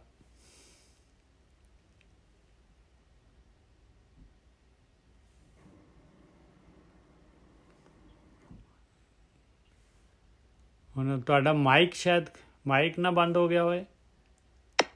ਹਾਂਜੀ ਹਾਂਜੀ ਸਾਹਿਬ ਆਵਾਜ਼ ਆ ਰਹੀ ਹੈ? ਹਾਂ ਹੁਣ ਆ ਰਹੀ ਹੈ। ਹਾਂਜੀ ਦੁਬਾਰਾ ਤੋਂ ਬੋਲ ਦਿਓ। कबीर चरण कमल की मौज को, सॉरी माफ़ करना जी, कबीर सुर्ग नरक ते मैं रहो सतगुर के प्रसाद। ਕਹਿੰਦੇ ਮੈਨੂੰ ਜਿਹੜਾ ਹੈਗਾ ਮੇਰੇ ਗੁਰੂ ਦੀ ਗਾਈਡੈਂਸ ਦੇ ਨਾਲ ਮੈਂ ਭਗਤੀ ਕਰਕੇ, ਧਿਆਨ ਸਿਮਰਨ ਕਰਕੇ ਮੈਂ ਜਿਹੜਾ ਹੈਗਾ ਇਹ ਜੂਨਾਂ ਦੇ ਚੱਕਰ ਤੋਂ ਬਚ ਗਿਆ। ਸੁਰਗ ਹੁੰਦਾ, ਸਵਰਗ ਹੁੰਦਾ ਜਿਹੜਾ ਰਾਜੇ ਮਹਾਰਾਜੇ ਦੀ ਜਿਹੜੀ ਹੈਗੀ ਅਮੀਰੀ ਜਿਹੜੀ ਹੈਗੀ, ਸਾਰੇ ਦੁਨੀਆ ਦੇ ਪਦਾਰਥ ਜਿਹੜੇ ਹੈਗੇ ਅਵੇਲੇਬਲ ਹੋਣ, ਉਹ ਜੂਨ। ਤੇ ਨਰਕ ਜਿਹੜਾ ਹੈਗਾ ਇਹ ਨਿਕ੍ਰਿਸ਼ਟ ਜੂਨਾਂ, 84 ਲੱਖ ਜੂਨਾਂ ਹੈਗੀਆਂ। ਕਹਿੰਦੇ ਇਸ 'ਚੋਂ ਮੈਂ ਨਿਕਲ ਗਿਆ ਭਾਈ, ਰਹਿ ਗਿਆ ਇਹ ਜਨਮ ਮਰਨ ਦੇ ਗੇੜ 'ਚੋਂ ਮੈਂ ਹੁਣ ਰਹਿ ਗਿਆ। ਮੇਰੇ ਗੁਰੂ ਨੇ ਮੇਰੇ ਉੱਤੇ ਕਿਰਪਾ ਕਰਤੀ, ਗੁਰ ਪ੍ਰਸਾਦ ਮੈਨੂੰ ਜਿਹੜਾ ਹੈਗਾ ਗੁਰੂ ਦੀ ਮੱਤ ਮਿਲ ਗਈ, ਔਰ ਗੁਰੂ ਦੀ ਮੱਤ 'ਤੇ ਮੈਂ ਜਿਹੜਾ ਹੈਗਾ ਚੱਲ ਕੇ ਔਰ ਮੈਂ ਸਟੇਜ ਤੇ ਆ ਗਿਆ। ਇਹਨੂੰ ਕਹਿੰਦੇ ਆ ਬਈ ਜਿਹੜਾ ਹੈਗਾ ਸਹਿਜ ਅਵਸਥਾ ਚੌਥੇ ਪਦ ਤੇ, ਚਰਨ ਕਮਲ ਕੀ ਮੌਜ ਮੈਂ ਰਹੋ ਅੰਤ ਔਰ ਆਦ। ਮੈਂ ਪਰਮੇਸ਼ਰ ਦੇ ਸੋਹਣੇ ਚਰਨ ਕਮਲਾਂ ਦੀ ਮੌਜ ਦੇ ਵਿੱਚ, ਅੰਮ੍ਰਿਤ ਰਸ ਦੇ ਵਿੱਚ ਮੈਂ ਹੁਣ ਜਿਸ ਤਰ੍ਹਾਂ ਮਾਲਕ ਪਰਮਾਤਮਾ ਅੰਤ ਤੋਂ ਆਦ ਤੱਕ, ਸ਼ੁਰੂ ਹਮੇਸ਼ਾ ਦੁਨੀਆ ਹਮੇਸ਼ਾ ਹੀ ਹੈਗਾ ਉਹ ਮਾਲਕ ਪਰਮਾਤਮਾ, ਇਸ ਤਰੀਕੇ ਦੇ ਨਾਲ ਅਭਿਆਸੀ ਵੀ ਜਿਹੜਾ ਹੈਗਾ ਉਹ ਆਤਮ ਤੱਤ ਜਿਹੜਾ ਹੈਗਾ ਸਰੀਰ ਪ੍ਰਕਿਰਤੀ ਦੀ ਕੈਦ ਚੋਂ ਬਾਹਰ ਹੋ ਜਾਂਦਾ ਹੈ ਔਰ ਆਤਮ ਤੱਤ ਦੇ ਵਿੱਚ ਲੀਨ ਹੋ ਜਾਂਦਾ ਹੈ। ਹਾਂਜੀ ਵੀਰ ਜੀ। ਠੀਕ ਹੈ ਜੀ। ਕਹਿੰਦੇ ਕਿ ਸੰਗਤ ਕਰਕੇ ਉਸ ਗੁਰੂ ਦੀ ਕਿ ਮੈਂ ਸਵਰਗ ਤੇ ਨਰਕ ਦੋਨੋਂ ਤੋਂ ਮੁਕਤ ਹੋ ਗਿਆ। ਕਹਿਣ ਤੋਂ ਭਾਵ ਮੈਂ ਜ਼ਿੰਦਗੀ 'ਚ ਮੁਕਤੀ ਨੂੰ ਪ੍ਰਾਪਤ ਕਰ ਲਿਆ। ਹਾਂਜੀ ਬਿਲਕੁਲ। ਵੈਸੇ ਵੀ ਇੱਕ ਹੈਗਾ ਤਪੋ ਰਾਜ ਤੇ ਰਾਜੋ ਨਰਕ। ਹਾਂ, ਰਾਜ ਦਾ ਮਤਲਬ ਸੁੱਖ ਸਹੂਲਤਾਂ। ਕੋਈ ਦੇਖੋ ਇੱਕ ਪਤਾ ਕੀ ਹੁੰਦਾ, ਇੱਕ ਤਾਂ ਲੋਕੀ ਆ ਵੈਸੇ ਵੀ ਕਲਪਨਿਕ, ਹੁਣ ਜਿੱਦਾਂ ਸੀਰੀਅਲ ਵੇਖਦੇ ਨੇ ਲੋਕੀ, ਨਾਟਕ ਵੇਖਦੇ, ਉਹਨਾਂ ਦੇ ਲੋਕਾਂ ਦੇ ਮਨ 'ਚ ਬਹਿ ਗਿਆ ਸਵਰਗ ਹੈ ਕੋਈ ਏਦਾਂ ਦੀ ਸਤਾ। ਹੁਣ ਕਈ ਸਾਲ ਜਿਹੜੇ ਮੁਸਲਮਾਨ ਲੋਕਾਂ ਨੇ ਇਹ ਗੱਲ ਬਣਾਈ ਸੀ ਕਿ ਚੰਦਰਮਾ ਦੇ ਉੱਤੇ ਸਵਰਗ ਹੈਗਾ, ਤਾਂ ਹੀ ਉਹ ਉਸ ਚੀਜ਼ ਨੂੰ ਉਹ ਬੜੇ ਚਿਰ ਤੋਂ ਮੰਨਦੇ ਆ ਰਹੇ ਨੇ। ਹੁਣ ਬੇਸ਼ੱਕ ਸਾਇੰਸ ਉੱਤੇ ਚਲੀ ਵੀ ਗਈ ਆ, ਪਰ ਹਜੇ ਵੀ ਨਹੀਂ ਮੰਨਦੇ। ਉਹ ਕਹਿੰਦੇ ਉੱਥੇ ਸਵਰਗ ਹੈ। ਠੀਕ ਹੈ, ਇਸੇ ਤਰ੍ਹਾਂ ਹੀ ਕਾਲਪਨਿਕ ਸੁੱਖ ਹੁੰਦੇ, ਸਵਰਗ ਬਣਾਏ ਨੇ ਲੋਕਾਂ ਦੇ। ਉਹ ਕਹਿੰਦੇ ਮੈਂ ਸਵਰਗ ਤੇ ਨਰਕ ਤੋਂ ਮੁਕਤ ਹੋ ਗਿਆ। ਸਵਰਗ ਦਾ ਮਤਲਬ ਸੁਖੀ। ਤੁਸੀਂ ਵੇਖੋ ਨਾ, ਕਈ ਬੰਦੇ ਹੁੰਦੇ ਉਹਨਾਂ ਕੋਲ ਬਹੁਤ ਪੈਸਾ ਹੁੰਦਾ ਹੈ। ਹਰ ਸਵਰਗ ਤੋਂ ਕਹਿਣ ਤੋਂ ਭਾਵ ਹੈ ਕਿ ਸਵਰਗ 'ਚ ਵੇਖੋ ਮੁਸਲਮਾਨਾਂ ਦਾ ਕਿੱਦਾਂ ਦਾ, ਉੱਥੇ ਰੋਟੀ ਆ, ਕਲਪਿਸ਼ ਹੈਗਾ ਰੁੱਖ, ਤੁਸੀਂ ਭੁੱਖ ਲੱਗੀ ਤੇ ਰੋਟੀ ਮੰਗ ਲਈ, ਰੋਟੀ ਆ ਗਈ, ਥੱਲੇ ਬੈੱਡ ਡੱਠਾ, ਤੁਸੀਂ ਸੌਂ ਜਾਓ, ਵਧੀਆ ਕੱਪੜੇ ਪਾਉਣ ਨੂੰ, ਮਤਲਬ ਕਿ ਆਮ ਜਿਹੜੀਆਂ ਬੰਦੇ ਨੂੰ ਫੈਸਿਲਿਟੀ ਹੁੰਦੀਆਂ ਨੇ, ਉਸੇ ਕਿਸਮ ਦਾ ਸਵਰਗ ਬਣਾ ਕੇ ਉਹ ਲੋਕ ਬੈਠੇ ਨੇ। ਪਰ ਉਹ ਕਹਿੰਦੇ ਮੈਂ ਮੁਕਤ ਹੋ ਗਿਆ। ਚਰਨ ਕਮਲ ਕੀ ਮੌਜ ਮੈਂ ਰਹੋ ਅੰਤ ਔਰ ਆਦ। ਪਰ ਕਹਿੰਦੇ ਕਿ ਮੈਂ ਹੁਣ ਦੇਖੋ ਇਹ ਚੀਜ਼ ਨੂੰ ਆਪ ਪਲੀਜ਼ ਇੱਕ ਚੀਜ਼ ਨੂੰ ਅੰਡਰਸਟੈਂਡ ਕਰੋ। ਜਦੋਂ ਤੁਸੀਂ ਆਤਮ ਤੱਤ 'ਚ ਲੀਨ ਹੋ ਗਏ ਨਾ, ਹੁਣ ਤੁਸੀਂ ਭਗਤੀ ਕਰ ਰਹੇ ਜੋ ਔਰ ਉਸ ਦਿਸ਼ਾ ਦੇ ਵੱਲ ਚੱਲ ਰਹੇ ਜੋ, ਇੱਕ ਸਮਾਂ ਆਊਗਾ ਤੁਸੀਂ ਬ੍ਰਹਮ ਲੀਨ ਹੋ ਜਾਣਾ। ਤੁਹਾਡੇ ਮਨ 'ਚ ਜਿਹੜਾ ਸਵਰਗ ਦੀ ਇੱਛਾ ਹੈ, ਸੁੱਖ ਦੀ ਇੱਛਾ, ਉਹ ਸਾਰੀ ਨਸ਼ਟ ਹੋ ਜਾਣੀ ਹੈ। ਇੱਛਾ ਨਹੀਂ ਹੋਏਗੀ ਤੁਹਾਡੇ ਅੰਦਰ। ਜੋ ਚੱਲ ਰਿਹਾ ਨਾ ਉਹ ਤੁਹਾਨੂੰ ਕਬੂਲ ਹੈ, ਕਿੰਤੂ ਪਰੰਤੂ ਨਹੀਂ ਹੈਗਾ। ਕਹਿਣ ਤੋਂ ਭਾਵ ਹੈ ਕਿ ਨਦੀ ਦੇ ਬਹਾਓ ਦੇ ਵਿੱਚ ਤੁਸੀਂ ਚੱਲ ਰਹੇ ਜੋ। ਹੁਣ ਜਿਹੜਾ ਬੰਦਾ ਉਸ ਬਹਾਓ ਨੂੰ ਨਹੀਂ ਐਕਸੈਪਟ ਕਰਦਾ, ਉਹ ਕੀ ਕਰਦਾ ਹੈ, ਉਹ ਪਾਣੀ ਦੇ ਵਿਪਰੀਤ ਹੋ ਕੇ ਤੈਰਨਾ ਸ਼ੁਰੂ ਕਰਦਾ ਹੈ। ਹੁਕਮ 'ਚ ਨਹੀਂ ਚੱਲਦਾ, ਉਹ ਹੁਕਮ ਦੇ ਅਗੇਂਸਟ ਚੱਲਦਾ ਹੈ। ਫਿਰ ਤੁਸੀਂ ਹੁਣ ਪਾਣੀ ਦੀ ਧਾਰਾ ਉਧਰੋਂ ਆਉਂਦੀ ਹੋਵੇ ਤੇ ਜਿੱਧਰੋਂ ਆਉਂਦੀ ਉਧਰ ਹੀ ਮੈਂ ਤੈਰਨਾ ਸ਼ੁਰੂ ਕਰਾਂ ਤੇ ਮੈਂ ਬਹੁਤ ਛੇਤੀ ਹੰਬ ਜਾਵਾਂਗਾ, ਥੱਕ ਜਾਵਾਂਗਾ। ਇਸੇ ਕਰਕੇ ਲੋਕ ਥੱਕ ਜਾਂਦੇ ਨੇ, ਪਰੇਸ਼ਾਨ ਹੋ ਜਾਂਦੇ, ਕਿਉਂਕਿ ਉਹ ਜੋ ਚਾਹੁੰਦੇ ਸੀ ਉਦਾਂ ਦਾ ਤਾਂ ਕੁਝ ਹੋਇਆ ਨਹੀਂ। ਉਹ ਵਿਪਰੀਤ ਧਾਰਾ ਵਾ। ਪਰ ਜਿਹੜੀ ਚੀਜ਼ ਹੋ ਗਈ ਹੈ, ਜਦੋਂ ਉਹਨੂੰ ਆਪਾਂ ਹੁਕਮ ਸਮਝ ਲੈਂਦੇ ਹਾਂ ਤੇ ਫਿਰ ਸਾਡਾ ਜੀਵਨ ਜਿਹੜਾ ਸਰਲ ਹੋ ਜਾਂਦਾ। ਠੀਕ ਹੈ ਜੈਸਾ? ਬਿਲਕੁਲ। ਹਾਂ, ਅੱਗੇ ਕਬੀਰ ਚਰਨ ਕਮਲ ਕੀ ਮੌਜ ਕੋ ਕਹਿ ਕੈਸੇ ਉਨਮਾਨ। ਕਹਿੰਦੇ ਇਹ ਅਵਸਥਾ ਜਿਹੜੀ ਹੈਗੀ ਆ, ਚੌਥੇ ਪਦ ਦੀ ਅਵਸਥਾ ਜਿਹੜੀ ਹੈਗੀ ਆ, ਵਿਚਾਰ ਮੰਡਲ ਕ੍ਰਾਸ ਕਰਕੇ ਆਤਮ ਤੱਤ 'ਚ ਲੀਨ ਹੋਣ ਵਾਲੀ ਅਵਸਥਾ ਜਿਹੜੀ ਹੈਗੀ ਆ, ਪ੍ਰੈਜ਼ੈਂਟ ਦੇ ਵਿੱਚ ਰਹਿਣ ਦੀ ਅਵਸਥਾ ਜਿਹੜੀ ਹੈਗੀ ਆ, ਕਹਿੰਦੇ ਇਹਨੂੰ ਮੈਂ ਕਿਸ ਤਰੀਕੇ ਦੇ ਨਾਲ ਬਿਆਨ ਕਰਾਂ ਭਾਈ। ਇਹ ਚੀਜ਼ ਜਿਹੜੀ ਹੈਗੀ ਇਹਨੂੰ ਮੈਂ ਕਿਵੇਂ ਦੱਸ ਸਕਦਾ, ਅੱਖਰਾਂ ਦੇ ਵਿੱਚ ਜਿਹੜਾ ਹੈਗਾ ਕਿਵੇਂ ਮੈਂ ਅਨੁਮਾਨ ਲਗਾਵਾਂ ਇਹਦਾ, ਕਿਵੇਂ ਕਿਹੜੇ ਤਰੀਕੇ ਨਾਲ ਮੈਂ ਦੱਸਾਂ ਇਹਨੂੰ ਭਾਈ। ਇਹ ਤਾਂ ਐਸੀ ਚੀਜ਼ ਹੈ ਜਿਹੜੀ ਕਿ ਜਿਹਦੀ ਖਾਧੇ ਬਗੈਰ, ਟੈਸਟ ਕੀਤੇ ਬਗੈਰ ਇਹਦਾ ਸਵਾਦ ਦਾ ਪਤਾ ਹੀ ਨਹੀਂ ਲੱਗਣਾ। ਕਹਿਬ ਕੋ ਸ਼ੋਭਾ ਨਹੀਂ ਦੇਖਾਂ ਹੀ ਪਰਵਾਨ। ਕਹਿੰਦੇ ਕਹਿਣ ਦੀ ਤਾਂ ਕੋਈ ਸ਼ੋਭਾ ਨਹੀਂ ਹੈ ਭਾਈ, ਕਹਿ ਕੇ ਤਾਂ ਮੈਂ ਕੋਈ ਉਹ ਨਹੀਂ ਕਰ ਸਕਦਾ। ਕਹਿੰਦੇ ਕਹਿਣ ਦੇ ਨਾਲ ਕੀ ਹੋ ਜਾਣਾ ਹੈ ਭਾਈ, ਮੈਂ ਕਹਿ ਤਾ ਤੇ ਦੂਸਰੇ ਨੂੰ ਮਿਲ ਜਾਣਾ ਹੈ ਉਹ ਚੀਜ਼, ਜਿਹੜੀ ਚੀਜ਼ ਦਾ ਮੈਂ ਸਵਾਦ ਮਾਣ ਰਿਹਾ। ਕੋਈ ਅੰਬ ਖਾ ਰਿਹਾ ਤੇ ਦੂਜੇ ਨੂੰ ਦੱਸੀ ਜਾਏ ਬਹੁਤ ਮਿੱਠਾ, ਬਹੁਤ ਮਿੱਠਾ ਹੈ, ਉਹ ਖਾਲੀ ਗੱਲਾਂ ਦੇ ਨਾਲ ਅਗਲੇ 'ਚ ਮਿਠਾਸ ਪਹੁੰਚ ਜਾਏਗੀ। ਕਹਿਵੇ ਕੋ ਸ਼ੋਭਾ ਨਹੀਂ ਦੇਖਾਂ ਹੀ ਪਰਵਾਨ। ਕਹਿੰਦੇ ਇਹ ਤਾਂ ਭਾਈ ਦੇਖ ਕੇ, ਟੇਸਟ ਕਰਕੇ ਭਾਈ, ਪ੍ਰੈਕਟੀਕਲ ਕਰਕੇ ਤਾਂ ਹੀ ਜਿਹੜਾ ਹੈਗਾ ਗੱਲ ਮਨ ਨੇ ਪ੍ਰਵਾਨ ਕਰਨੀ। ਹਾਂਜੀ ਵੀਰ ਜੀ। ਬਾਣੀ 'ਚ ਤੁਕ ਆਉਂਦੀ, ਜਬ ਜਾਣਾ ਤਬ ਹੀ ਮਾਨਾ। ਹਾਂ, ਜਬ ਜਾਣਿਆ ਤੋ ਮਨ ਮਾਨਿਆ, ਮਨ ਮਾਨੇ ਲੋਗ ਨਾ ਭਤੀਜੈ, ਨਾ ਭਤੀਜੈ ਤੋ ਕਿਆ ਕੀਜੈ। ਕਹਿੰਦੇ ਨਹੀਂ ਭਤੀਜਦੇ ਤੇ ਨਾ ਸੀ, ਉਹਨਾਂ ਦੀ ਮਰਜ਼ੀ ਹੈ ਭਾਈ। ਮੈਂ ਤਾਂ ਟੇਸਟ ਕਰ ਰਿਹਾ ਹਾਂ, ਮੈਨੂੰ ਤਾਂ ਅੰਮ੍ਰਿਤ ਆ ਰਿਹਾ ਹੈ, ਅਗਲੇ ਨਹੀਂ ਮੰਨਦੇ ਤੇ ਉਹਨਾਂ ਦੀ ਮਰਜ਼ੀ। ਹੁਣ ਜਦੋਂ ਜਾਣ ਲਈ ਤਾਂ ਕਹਿੰਦੇ ਉਦੋਂ ਮਨ ਮੰਨਦਾ, ਉਹਨਾਂ ਚਿਰ ਮਨ ਮੰਨਦਾ ਹੀ ਨਹੀਂ। ਬਿਲਕੁਲ। ਹੁਣ ਇਹਦਾ ਮੰਨਣਾ ਹੈ ਇਹ ਬੜਾ ਉੱਚਾ ਹੈ। ਹੁਣ ਉਹ ਕਹਿੰਦੇ ਕਿ ਜੇ ਕੇਵਲ ਗੱਲਾਂ ਕੀਤੀਆਂ ਜਾਈਏ, ਹੁਣ ਆਪਣੇ ਆਮ ਤੌਰ ਤੇ ਨਾ ਸਾਰੇ ਕਹਿੰਦੇ ਅਸੀਂ ਬੜੇ ਧਾਰਮਿਕ ਹਾਂ। ਇਹ ਲੋਕ ਵੀ, ਇਹ ਜਿਹੜੇ ਗਪੌੜੀ ਬਾਬੇ ਆ ਉਹ ਵੀ ਕਹਿੰਦੇ ਜੀ ਤੁਸੀਂ ਗੁਰੂ ਵਾਲੇ ਬਣ ਗਏ, ਬਸ ਤੁਸੀਂ ਸਿੱਧਾ ਪਤਾ ਨਹੀਂ ਕਿੱਥੇ ਚੱਲ ਜਾਣਾ। ਇਹ ਗੱਲ ਜਿਹੜੀ ਇਹ ਰਾਜੇ ਹਿਊ ਦੀ ਕਹਾਣੀ ਮੈਂ ਫਿਰ ਸੁਣਾਉਣਾ। ਕਹਾਣੀਆਂ ਬਹੁਤ ਪਾਵਰਫੁਲ ਹੁੰਦੀਆਂ। ਰਾਜਾ ਇੱਕ ਹਿਊ ਹੈ ਚਾਈਨਾ ਦੇ ਵਿੱਚ, ਤੇ ਇੱਕ ਬੋਧੀ ਧਰਮਾ ਸੰਤ ਹੋਏ ਨੇ, ਉਹ ਮਹਾਤਮਾ ਬੁੱਧ ਦੇ ਉਸੇ ਅੰਸ਼ ਚੋਂ ਆਏ ਨੇ, ਉਹ ਚਾਈਨੀ ਸੀ ਬੋਧੀ ਧਰਮਾ। ਤੇ ਉਹ ਰਾਜਾ ਹਿਊ ਨੇ ਕੀ ਕਰਨਾ, ਉੱਥੇ ਦੇ ਚੇਲੇ ਚੁਲੇ ਹੀ ਉਹਨਾਂ ਨੇ ਗੱਪਾਂ ਗੁੱਪਾਂ ਮਾਰ ਦਿੱਤੀਆਂ ਵੀ ਤੂੰ ਏਦਾਂ ਕਰ, ਸਰਾਵਾਂ ਬਣਾ ਦੇ, ਤੂੰ ਏਦਾਂ ਕਰ ਮੱਠ ਬਣਾ ਦੇ, ਲੋਕਾਂ ਨੂੰ ਕੱਪੜੇ ਦੇ, ਐਰਾ ਵਗੈਰਾ ਜਿੱਦਾਂ ਦੀ ਕਲਪਨਿਕ ਲੋਕੀ ਕਰ ਦਿੰਦੇ ਨਾ। ਤੇ ਹੁਣ ਪ੍ਰੈਕਟੀਕਲ ਤੇ ਬੰਦਾ ਹੈ ਨਹੀਂ ਸੀ, ਹੁਣ ਆਮ ਹੀ ਸੰਸਾਰੀ ਬੰਦਾ ਹੈ, ਪ੍ਰੈਕਟੀਕਲ ਥੋੜੀ ਹੈਗੇ ਵਿਚਾਰੇ। ਇਹ ਆਖਰ ਤੇ ਜਦੋਂ ਮੌਤ ਆਉਣੀ ਆ ਤੁਹਾਨੂੰ ਪਤਾ ਲੱਗੂਗਾ ਕਿ ਇੱਥੇ ਤੇ ਨਕਲੀ ਗਿਆਨ ਤੇ ਹੋ ਗਿਆ ਟੈਂਟੇ ਫਿਸ਼। ਜਿੱਦਾਂ ਤੋਤੇ ਨੂੰ ਆਪਾਂ ਸਿਖਾ ਦਿੰਦੇ ਹਾਂ ਰਾਮ, ਅੱਲਾ, ਵਾਹਿਗੁਰੂ, ਉਹਨੂੰ ਜੋ ਮਰਜ਼ੀ ਕਹਿ ਦੋ ਉਹਨੇ ਸਿੱਖ ਲੈਣਾ, ਉਹ ਬੋਲੇਗਾ। ਇਸੇ ਤਰ੍ਹਾਂ ਸਾਡਾ ਗਿਆਨ ਹੈ, ਜੇਕਰ ਆਪਣੇ ਆਤਮਾ ਚੋਂ ਪੈਦਾ ਨਹੀਂ ਹੋਇਆ, ਕੇਵਲ ਬਾਹਰੀ ਪੜ੍ਹ ਲਿਆ ਲੋਕਾਂ ਦਾ ਝੂਠਾ, ਫਿਰ ਤੋਤੇ ਵਾਂਗੂ ਹੀ ਆ। ਜਦੋਂ ਝਪਟਾ ਮਾਰਦੀ ਹੈ ਬਿੱਲੀ, ਫਿਰ ਤੋਤਾ ਵਾਹਿਗੁਰੂ ਵਾਹਿਗੁਰੂ ਅੱਲਾ ਅੱਲਾ ਨਹੀਂ ਕਹਿੰਦਾ, ਕਿਉਂਕਿ ਉਹਦੇ ਨਾਲ ਕਨੈਕਸ਼ਨ ਹੀ ਨਹੀਂ। ਉਹ ਤੇ ਸਿੱਖ ਲਿਆ, ਉਹ ਤੇ ਕਹਿ ਦਿੱਤਾ ਕਿਸੇ ਨੇ, ਉਹ ਰਿਪੀਟ ਕਰ ਰਿਹਾ ਵਿਚਾਰਾ। ਹੁਣ ਇਸੇ ਤਰ੍ਹਾਂ ਹੀ ਅਧੂਰਾ ਗਿਆਨ ਲੋਕੀ ਚੁੱਕੀ ਫਿਰਦੇ ਆ ਸਿਰ ਤੇ, ਮੋਰਾਂ ਤੇ, ਜਿੱਦਾਂ ਪਤਾ ਨਹੀਂ ਬੜੇ ਬੜੇ ਪਤਾ ਨਹੀਂ ਕੀ ਬਣ ਗਏ ਨੇ, ਪੱਲੇ ਕੁਛ ਵੀ ਨਹੀਂ। ਹੁਣ ਉਹ ਰਾਜੇ ਹਿਊ ਦੇ ਮਨ ਚ ਸੀ ਕਿ ਮੈਂ ਬਹੁਤ ਧਾਰਮਿਕ ਹਾਂ। ਜਿੱਦਾਂ ਆਮ ਹੀ ਬੰਦਾ ਇੱਥੇ ਗੁਰਦੁਆਰੇ ਸੇਵਾ ਕਰਨ ਵਾਲਾ, ਸੇਵਾ ਚੜਾਉਣ ਵਾਲਾ, ਦਸਵੰਧ ਕੱਢਣ ਵਾਲਾ, ਇਹ ਵੀ ਇਸੇ ਭਰਮ ਚ ਬੈਠਾ ਹੈ। ਮੰਦਰ ਵਾਲਾ ਵੀ ਇਹੋ ਸੋਚਦਾ ਹੈ ਬਹੁਤ ਵੱਡੇ ਭਰਮ ਚ, ਔਰ ਉੱਥੋਂ ਵੱਡੇ ਭਰਮ ਚ ਇਹ ਲੋਕ ਪਾ ਦਿੰਦੇ ਨੇ ਜਿਹੜੇ ਉੱਥੇ ਬੈਠੇ ਨੇ ਇੰਚਾਰਜ। ਕਰ ਲੋ ਸੇਵਾ, ਲੈ ਲੋ ਮੇਵਾ, ਚਕਾ ਦਿੰਦੇ ਉੱਥੇ ਇੰਦਾ ਕਰੀ ਜਾਂਦੇ ਆ। ਤੇ ਉਹ ਰਾਜੇ ਹਿਊ ਦੀ ਕਹਾਣੀ ਨੇ ਇਹ ਗੱਲ ਨੂੰ ਕਲੀਅਰ ਕਰ ਦੇਣਾ। ਫਿਰ ਰਾਜਾ ਹਿਊ ਨੂੰ ਪਤਾ ਲੱਗਾ ਕਿ ਬੋਧੀ ਧਰਮਾ ਵਾਪਸ ਆ ਰਿਹਾ। ਉਹਦੇ ਜਿਹੜੇ ਚੇਲੇ ਸੀ ਬੋਧੀ ਧਰਮਾ ਦੇ, ਉਹ ਕਹਿੰਦੇ ਜੀ ਸਾਡਾ ਗੁਰੂ ਆ ਰਿਹਾ। ਤੇ ਉਹਨਾਂ ਦੇ ਮਨ ਚ ਸੀ ਕਿ ਰਾਜਾ ਹਿਊ ਨੂੰ ਮਿਲਾਵਾਂਗੇ ਤੇ ਕੀਤਾ ਕਿੰਨੀ ਸਾਡੀ ਇੱਜ਼ਤ ਵਾਜੂ, ਵਡਿਆਈ ਵਾਜੂ। ਉਹਨਾਂ ਨੇ ਵੈਲਕਮ ਗੇਟ ਬਣਵਾਇਆ। ਰਾਜਾ ਹਿਊ ਉੱਥੇ ਪਹੁੰਚ ਗਿਆ, ਬੋਧੀ ਧਰਮਾ ਆਇਆ, ਬਿਲਕੁਲ ਸਿੰਪਲ ਜਿਹਾ ਬੰਦਾ, ਬਿਲਕੁਲ ਸਿੰਪਲ, ਇੰਨਾ ਸਾਦਾ ਤੁਸੀਂ ਵੇਖ ਕੇ ਕਹੋਗੇ ਕਿ ਇਹ ਤਾਂ ਬੰਦਾ ਕੁਛ ਵੀ ਨਹੀਂ।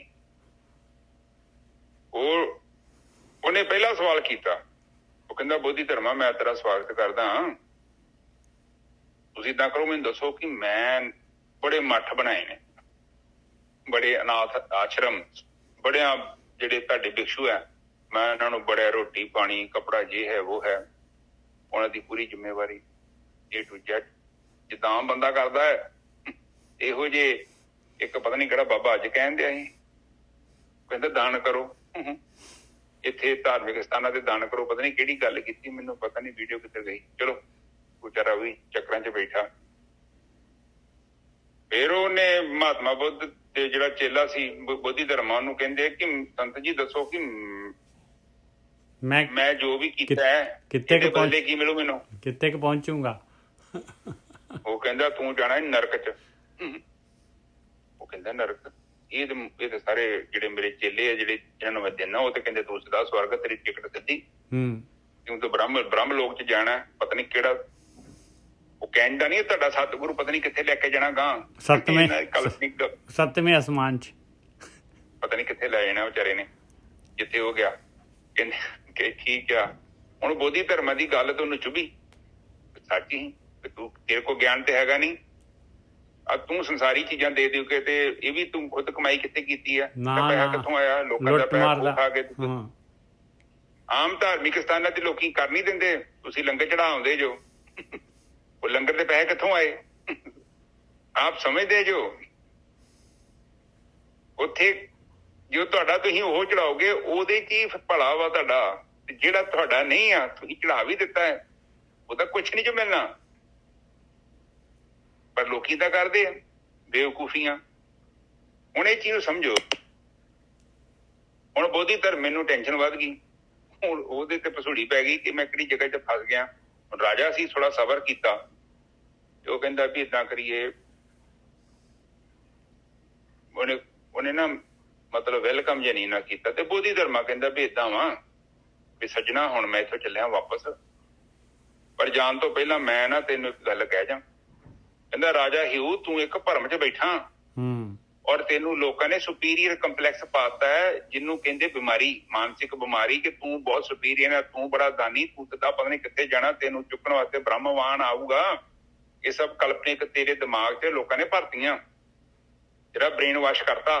ਜਿੱਦਾਂ ਲੋਕੀ ਕਰੀ ਜਾਂਦੇ ਆ ਭੀੜਾਂ ਨੂੰ, ਪਰ ਲੋਕ ਭੀੜ ਵੀ ਖੁਸ਼ ਆ। ਵੈਸੇ ਤੇ ਮੈਂ ਇਹ ਵੀ ਚੀਜ਼ ਵੇਖੀ ਆ, ਕੋਈ ਬ੍ਰੇਨ ਵਾਸ਼ ਕਿੱਥੋਂ ਕਰ ਦੂਗਾ। ਲੋਕ ਉੱਥੇ ਰਸ ਲੈਂਦੇ ਨੇ, ਲੋਕਾਂ ਨੂੰ ਚੰਗਾ ਲੱਗਦਾ।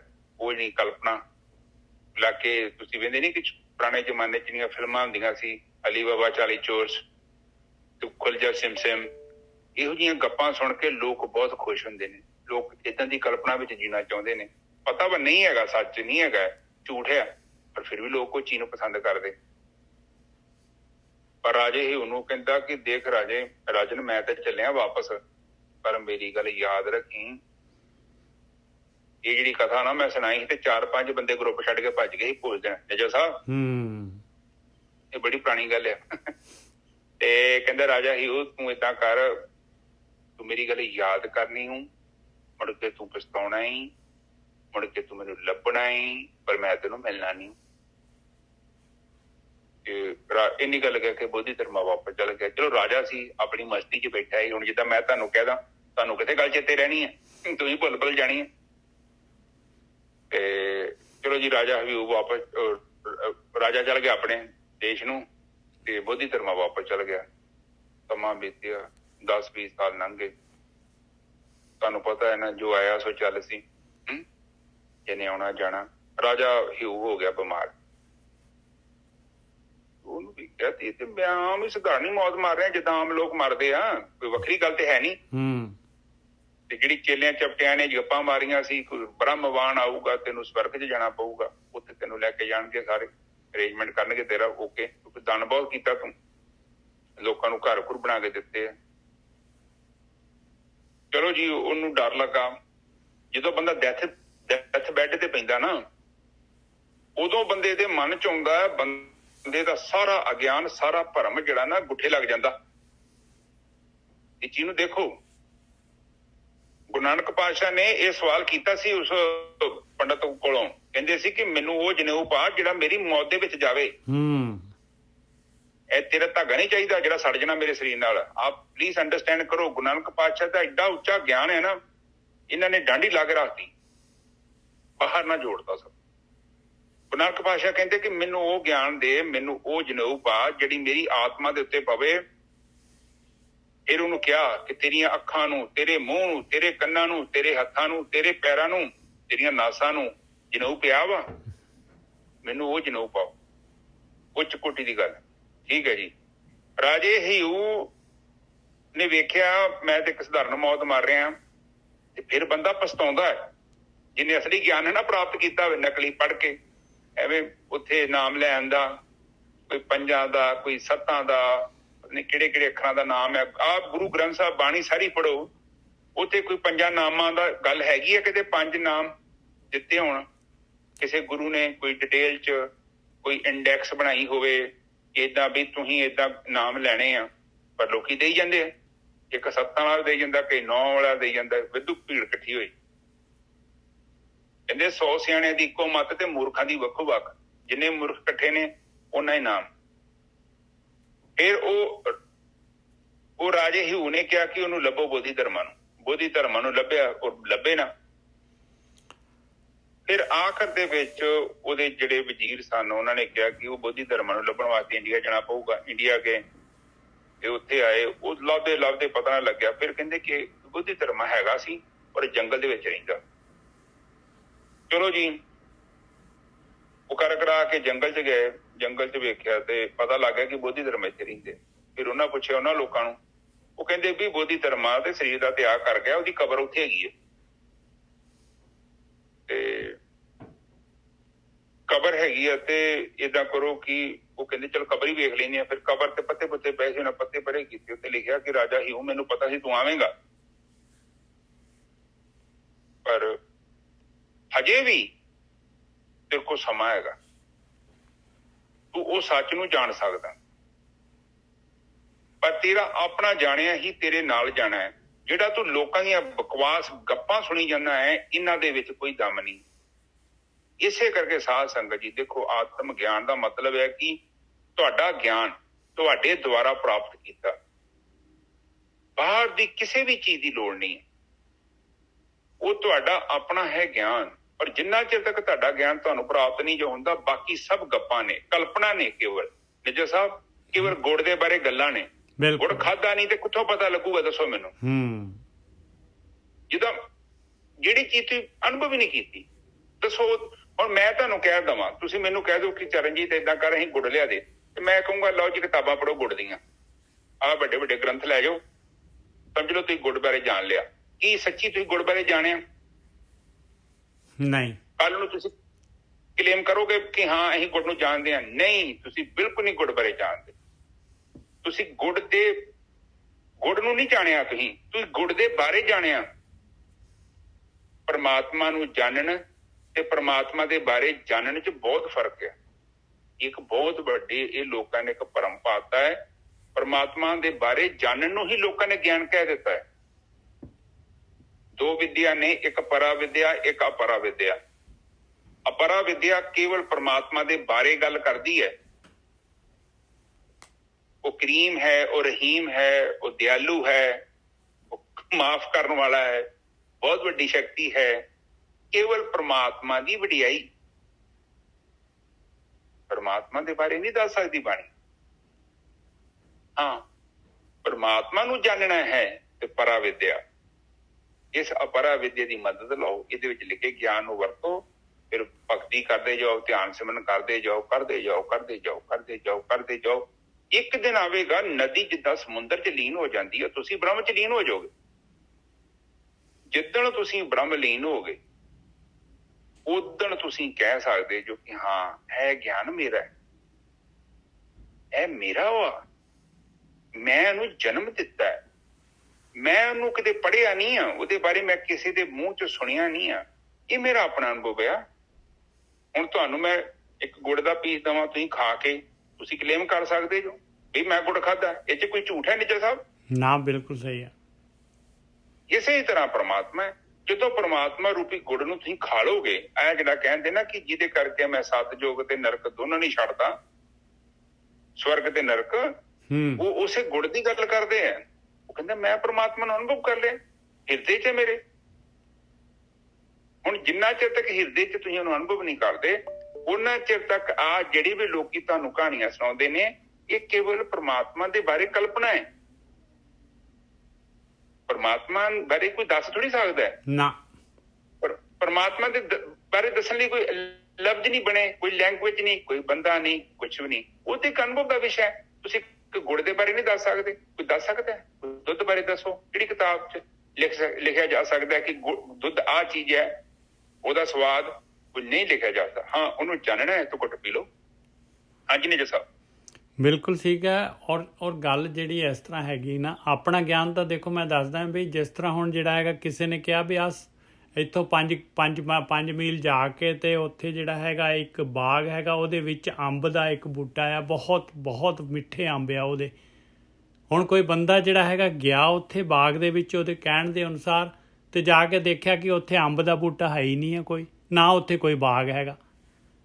ਹੁਣ ਦੇਖੋ ਉਹਦਾ ਗਿਆਨ ਝੂਠਾ ਸੀਗਾ, ਔਰ ਇਹ ਬੰਦੇ ਨੂੰ ਸੱਚਾ ਗਿਆਨ ਪ੍ਰਾਪਤ ਹੋ ਗਿਆ ਕਿ ਬਈ ਉਸ ਜਗ੍ਹਾ ਤੇ ਬਾਗ ਨਹੀਂ ਹੈ, ਨਾ ਹੀ ਉੱਥੇ ਕੋਈ ਅੰਬ ਦਾ ਬੂਟਾ ਹੈਗਾ। ਆਹ ਗਿਆਨ ਇਹਦਾ ਅਨੁਭਵ ਗਿਆਨ ਹੈ, ਉਹਦਾ ਆਪਣਾ ਗਿਆਨ ਹੈਗਾ।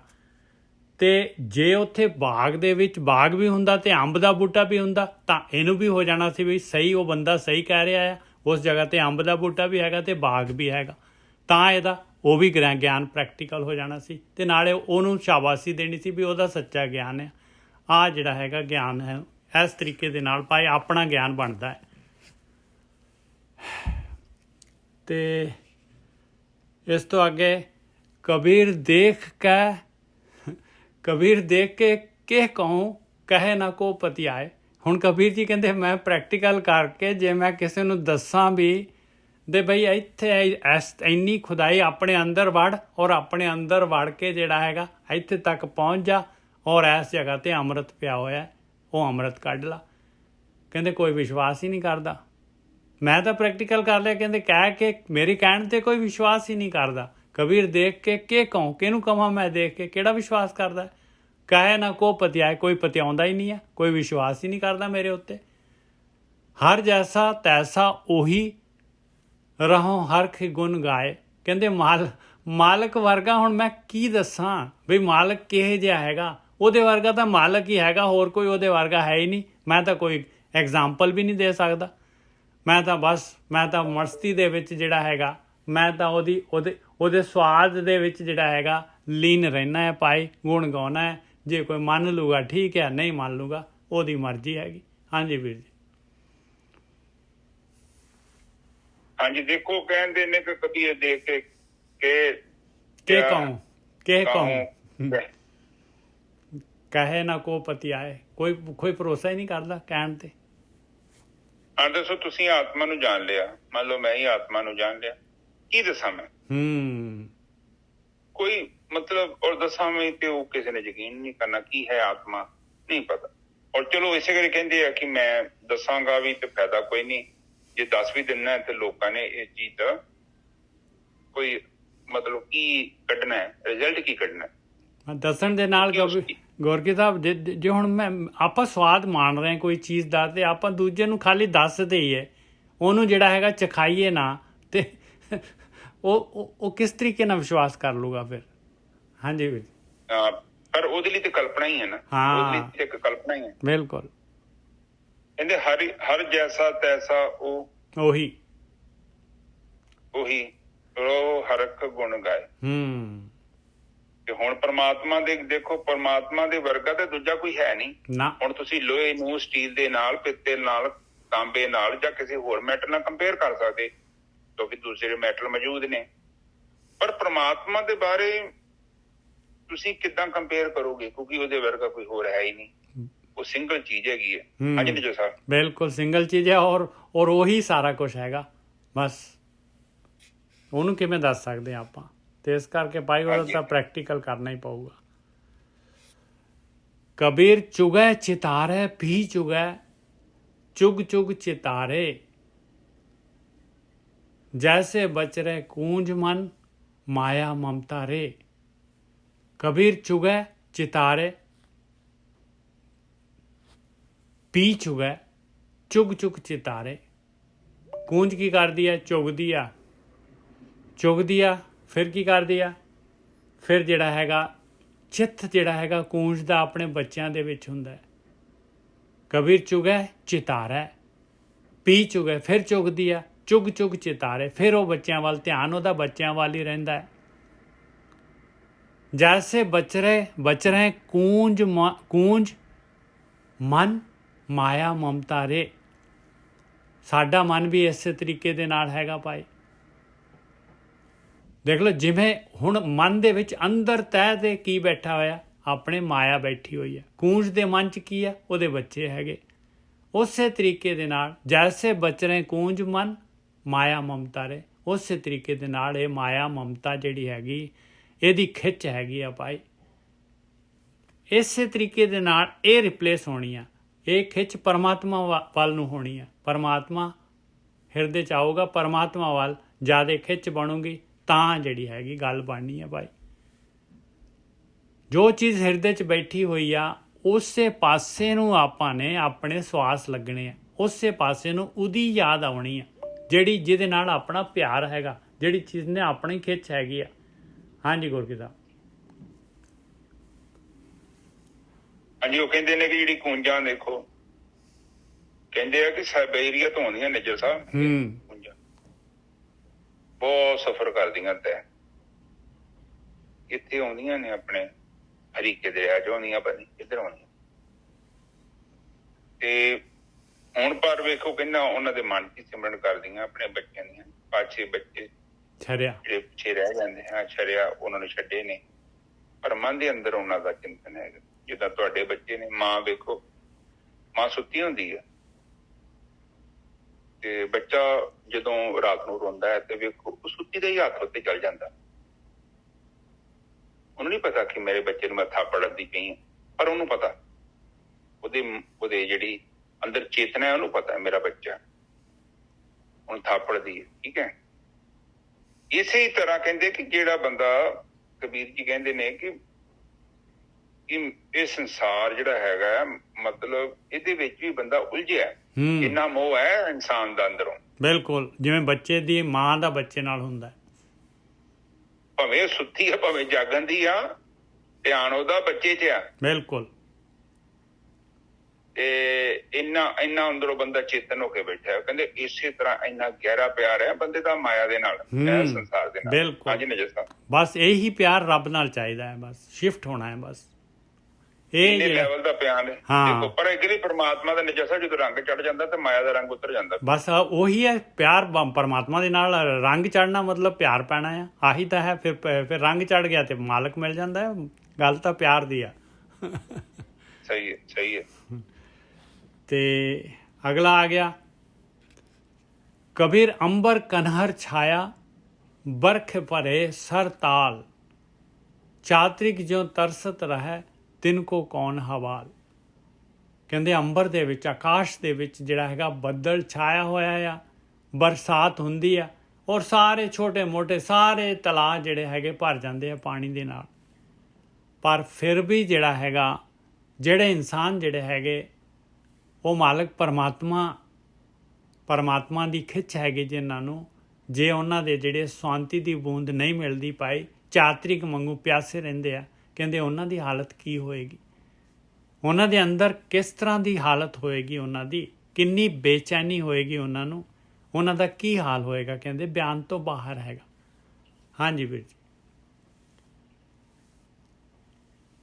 ਔਰ ਐਕਚੁਅਲ ਜਿਹੜਾ ਹੈਗਾ ਦੇਖਿਆ ਜਾਏ ਤਾਂ ਇਨਸਾਨ ਜਿਹੜਾ ਹੈਗਾ, ਮਾਲਕ ਪਰਮਾਤਮਾ ਦੀ ਜਿਹੜੀ ਹੈਗੀ ਆ, ਉਹ ਮਾਲਕ ਵੱਲੋਂ ਤਾਂ ਕੋਈ ਉਹ ਨਹੀਂ ਹੈਗਾ। ਅੰਮ੍ਰਿਤ ਦੀ ਵਰਖਾ ਸਾਰੀ ਜਗ੍ਹਾ 'ਤੇ ਹੋ ਰਹੀ ਹੈ, ਔਰ ਜਿਹੜੇ ਵੀ ਉਸ ਪਾਸੇ ਨੂੰ ਜਿਹੜਾ ਹੈਗਾ ਮਾਲਕ ਦੀ ਭਗਤੀ ਕਰਦੇ ਆ, ਉਹ ਪ੍ਰਾਪਤ ਕਰ ਲੈਂਦੇ ਆ, ਉਹ ਤਾਲ ਭਰ ਜਾਂਦੇ ਆ। ਅਤੇ ਜਿਹੜੇ ਮਾਇਆ ਨੂੰ ਪ੍ਰੀਫਰੈਂਸ ਦਿੰਦੇ ਆ, ਉਹ ਜਿਹੜੇ ਹੈਗੇ ਫਿਰ ਉਹ ਆਪਣੀ ਉਮਰ ਜਿਹੜੀ ਉਹਨਾਂ ਦੀ ਗੁਜ਼ਰ ਜਾਂਦੀ ਹੈ। ਇਸ ਤਰ੍ਹਾਂ ਹੀ ਪਿਆਸੇ ਦੇ ਪਿਆਸੇ ਜਿਹੜਾ ਹੈਗਾ, ਉਹਨਾਂ ਦੀ ਕਹਿੰਦੇ ਹਾਲਤ ਕੀ ਹੋਊਗੀ, ਮੈਂ ਤਾਂ ਕਲਪਨਾ ਨਹੀਂ ਕਰ ਸਕਦਾ।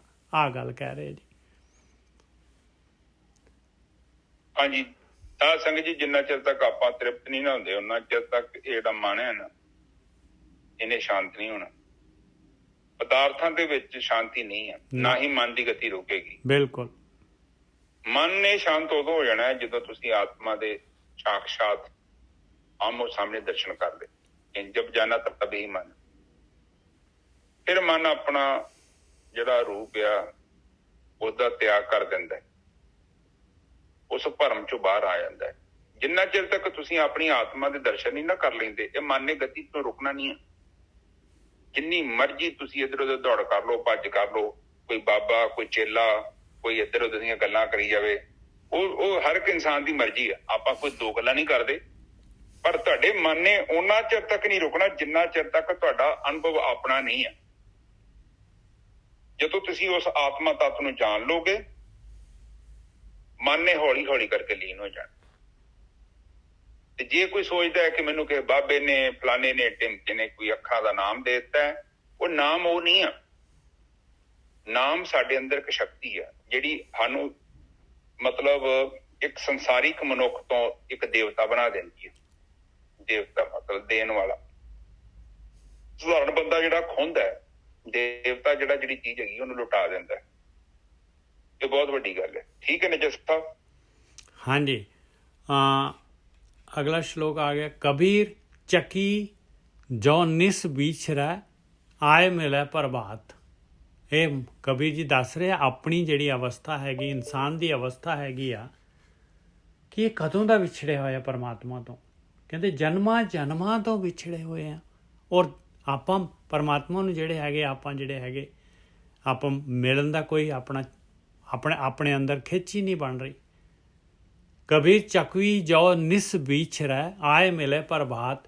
ਚੱਕਵੀ ਜਿਹੜੀ ਹੁੰਦੀ ਹੈ, ਚੱਕਵਾ ਚੱਕਵੀ ਜਿਹੜੇ ਹੈਗੇ ਇੱਕ ਪੰਛੀ ਹੈਗੇ, ਇਹਨਾਂ ਦਾ ਬਹੁਤ ਪਿਆਰ ਹੁੰਦਾ ਹੈ ਆਪਸ ਦੇ ਵਿੱਚ, ਔਰ ਇਹ ਜ਼ਿਆਦਾਤਰ ਜਿਹੜੇ ਹੈਗੇ ਇਹ ਦਰਿਆ ਦੇ ਕੰਢੇ ਦੇ ਉੱਤੇ ਹੁੰਦੇ ਆ ਔਰ ਚੁਗਦੇ ਰਹਿੰਦੇ ਆ, ਦਿਨੇ ਚੁਗਦੇ ਰਹਿੰਦੇ ਆ। ਬਾਈ ਚਾਂਸ ਜਿਹੜੇ ਹੈਗੇ ਉਹ ਫਿਰ ਕੋਈ ਦੂਸਰੇ ਪਾਸੇ ਉਹ ਪਹੁੰਚ ਜਾਂਦਾ ਤੇ ਇੱਧਰ ਨੂੰ ਇਹ ਇੱਕ ਇੱਧਰ ਰਹਿੰਦਾ, ਫਿਰ ਉਹ ਪੁਕਾਰਦੇ ਆ ਸਾਰੀ ਰਾਤ ਜਿਹੜਾ ਹੈਗਾ ਪੁਕਾਰੀ ਜਾਂਦੇ ਆ ਚੱਕਵੀ ਤੇ ਚੱਕਵਾ ਚੱਕ ਦੋਨੋਂ ਜਿਹੜੇ ਹੈਗੇ। ਫਿਰ ਕਹਿੰਦੇ ਉਹ ਦਿਨ ਚੜ੍ਹਦਾ ਹੈ ਤੇ ਫਿਰ ਮਿਲ ਪੈਂਦੇ ਆ, ਕਹਿੰਦੇ ਆਏ ਮਿਲੇ ਪ੍ਰਭਾਤ। ਕਬੀਰ ਚੱਕਵੀ ਜੋ ਨਿਸ ਵਿਛਰੈ, ਨਿਸ ਕਹਿੰਦੇ ਰਾਤ ਨੂੰ, ਆਏ ਮਿਲੇ ਪ੍ਰਭਾਤ। ਜੋ ਨਰ ਵਿਛਰੇ ਰਾਮ ਸਿਉ ਨਾ ਦਿਨ ਮਿਲੇ ਨਾ ਰਾਤ। ਤੇ ਜਿਹੜੇ ਇਨਸਾਨ ਜਿਹੜੇ ਹੈਗੇ ਆ ਜਨਮਾਂ ਜਨਮਾਂ ਤੋਂ ਮਾਲਕ ਪਰਮਾਤਮਾ ਤੋਂ ਵਿਛੜੇ ਹੋਏ ਆ ਔਰ ਜੂਨਾਂ ਦੇ ਵਿੱਚ ਧੱਕੇ ਖਾ ਰਹੇ ਆ ਔਰ ਮਨੁੱਖੀ ਜੀਵਨ ਪਾਉਂਦੇ ਆ, ਫਿਰ ਜਿਹੜਾ ਹੈਗਾ ਉਹਨੂੰ ਵੀ ਨਹੀਂ ਸੰਭਾਲਦੇ। ਕਹਿੰਦੇ ਉਹਨਾਂ ਦੀ ਕੀ ਹਾਲਤ ਹੋਊਗੀ ਪਾਏ, ਨਾ ਕਦੀ ਦਿਨ ਕਦੀ ਕਿੰਨੇ ਜਨਮ ਹੋ ਗਏ ਪਾਏ ਵਿਛੜਿਆਂ ਨੂੰ, ਐਸੇ ਤਰੀਕੇ ਦੇ ਨਾਲ ਗਤੀ ਕਰੀ ਜਾ ਰਹੇ। ਹਾਂਜੀ ਵੀਰ ਜੀ।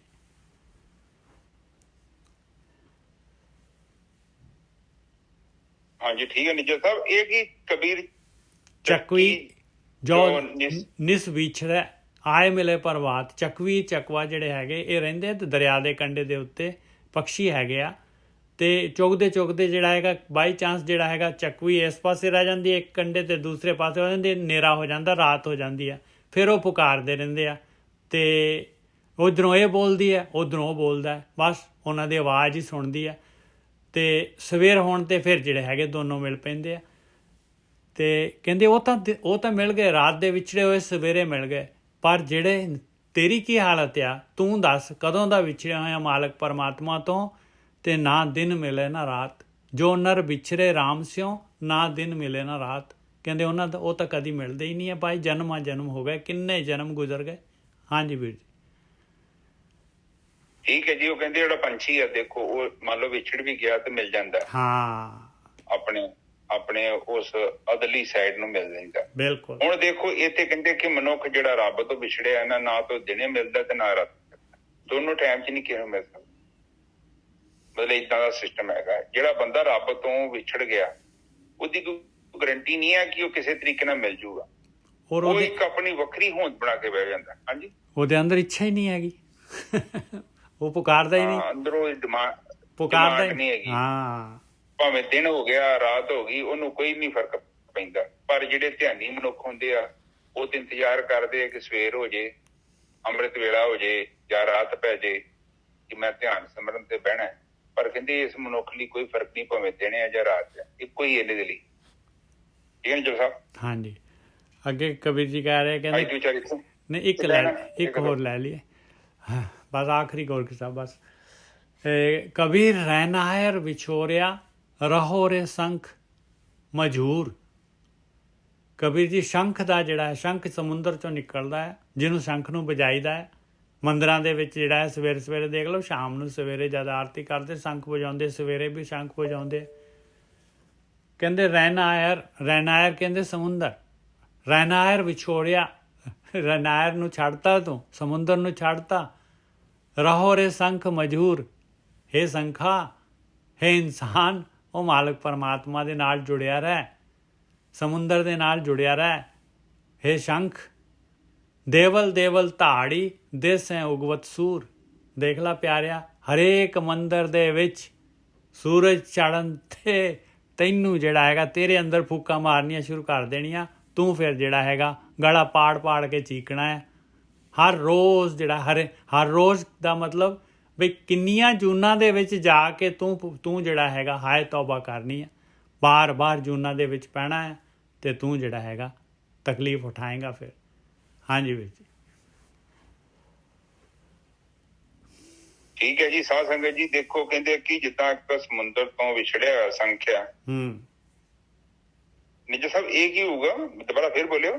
ਰਹਿਨਾਰ ਵਿਛੋਰਿਆ ਰਹੋ ਰੇ ਸ਼ੰਖ ਮਝੂਰ। ਬਈ ਤੂੰ ਸਮੁੰਦਰ ਦੇ ਵਿੱਚ ਹੀ ਰਹਿ, ਮੱਝ ਉਹਦੇ ਵਿਚਾਲੇ ਸਮੁੰਦਰ ਦੇ ਵਿੱਚ ਹੀ ਰਹਿ ਲਾ, ਰੱਬ ਦੇ ਨਾਲ ਜੁੜਿਆ ਰਹਿ ਪਿਆਰਿਆ। ਹਾਂਜੀ ਵੀਰ ਜੀ ਹਾਂ, ਤੂੰ ਇਸ ਚੀਜ਼ ਨੂੰ ਮਿਸ ਨਾ ਕਰ। ਹਾਂ, ਸਮੁੰਦਰ ਨੂੰ ਨਾ ਛੱਡ, ਸਮੁੰਦਰ ਨੂੰ ਨਾ ਛੱਡ। ਕਮ ਸੇ ਕਮ ਥੋੜਾ ਬਹੁਤਾ ਧਿਆਨ ਦੇ ਕਿ ਇਹ ਸੰਸਾਰ ਕੀ ਹੈ, ਮੈਂ ਕਿੱਥੋਂ ਆਇਆ, ਪ੍ਰਕਿਰਤੀ ਕਿੱਦਾਂ ਕੰਮ ਕਰਦੀ, ਬੰਦਾ ਮਰਦਾ ਕਿੱਥੇ ਪਹੁੰਚ ਜਾਂਦਾ ਹੈ, ਬੰਦਾ ਜੰਮਦਾ ਤੇ ਕਿੱਥੋਂ ਆਉਂਦਾ। ਜੇ ਇੰਨੀ ਧਰਤੀ ਦੀ ਜਿਹੜੀ ਇੰਨੀ ਵਿਕਾਸ ਹੋਇਆ ਹੈ, ਇਹਦਾ ਕ੍ਰੀਏਟਰ ਕੌਣ ਹੈ, ਇਹ ਡਿਜ਼ਾਈਨਰ ਕੌਣ ਆ, ਇਹਨੇ ਰੰਗ ਕਿੱਥੋਂ ਆਏ ਆ, ਅੱਖਾਂ ਦੀ ਡਿਜ਼ਾਈਨਿੰਗ ਕਿਹਨੇ ਕੀਤੀ, ਮੂੰਹ ਦੀ ਕਿਹਨੇ ਕੀਤੀ, 32 ਦੰਦ ਕਿਉਂ ਬਣਾਏ, 8 ਦੰਦ ਕਿਉਂ ਨਹੀਂ ਬਣਾਤੇ, ਨਾਸਾਂ 2 ਕਿਉਂ ਬਣਾਈਆਂ, ਨਾਸਾਂ 'ਚ ਵਾਲ ਕਿਉਂ ਬਣਾਏ, ਅੱਖਾਂ ਤੇ ਚਿਮਣੀਆਂ ਕਿਉਂ ਬਣਾਈਆਂ, ਪਰੋਟੇ ਕਿਉਂ ਬਣਾਏ, ਹੱਥ ਇੰਨੇ ਵਧੀਆ ਕਿਉਂ ਬਣਾਏ, ਬਾਹਾਂ ਕਿਉਂ ਬਣਾਈਆਂ, ਬੱਚੇ ਦਾ ਜਨਮ ਕਿਉਂ ਹੁੰਦਾ ਹੈ, ਕਿੱਥੋਂ ਹੁੰਦਾ ਹੈ, ਮੇਰੇ ਢਿੱਡ 'ਚ ਕਿੱਦਾਂ ਪਲਦਾ ਹੈ, ਉਹ ਪੈਪ ਕੌਣ ਲਾਉਂਦਾ, ਜੇ ਢਿੱਡ 'ਚ ਮੈਂ ਕੋਈ ਚੀਜ਼ ਪਾਉਂਦਾ ਹੈ ਉਸ ਤੋਂ ਕਿੱਦਾਂ ਵਿਟਾਮਿਨ, ਪ੍ਰੋਟੀਨ, ਨਿਊਟ੍ਰੀਸ਼ਨ ਕਿੱਦਾਂ ਬਾਹਰ ਆ ਜਾਂਦੇ ਆ, ਅੰਦਰ ਕਿੱਦਾਂ ਸਿਸਟਮ ਲੱਗਿਆ, ਪੋਟੀ ਲਈ ਅਲੱਗ ਜਗ੍ਹਾ ਹੈ, ਪਿਸ਼ਾਬ ਲਈ ਅਲੱਗ ਜਗ੍ਹਾ ਹੈ, ਕਿੰਨੀ ਕਿਸਮ ਦੀ ਚਮੜੀ ਲੱਗੀ ਹੋਈ ਹੈ, ਸਿਰ ਤੇ ਵਾਲ ਲੱਗੇ ਹੋਏ ਨੇ। ਤੋ ਇਹ ਗੱਲਾਂ ਜਿਹੜੀਆਂ ਹੈਗੀਆਂ ਜਿਗਿਆਸਾ ਪੈਦਾ ਕਰਦੀਆਂ ਪਰਮਾਤਮਾ ਦੇ ਪ੍ਰਤੀ। ਹੁਣ ਇੱਕ ਬੇਹੋਸ਼ੀ ਦੇ ਵਿੱਚ ਬੰਦਾ ਜੀਵਨ ਤੇ ਬਤੀਤ ਕਰੀ ਜਾਂਦਾ, ਪਰ ਉਹ ਸੱਚ ਨੂੰ ਥੋੜ੍ਹੀ ਜਾਣਦਾ।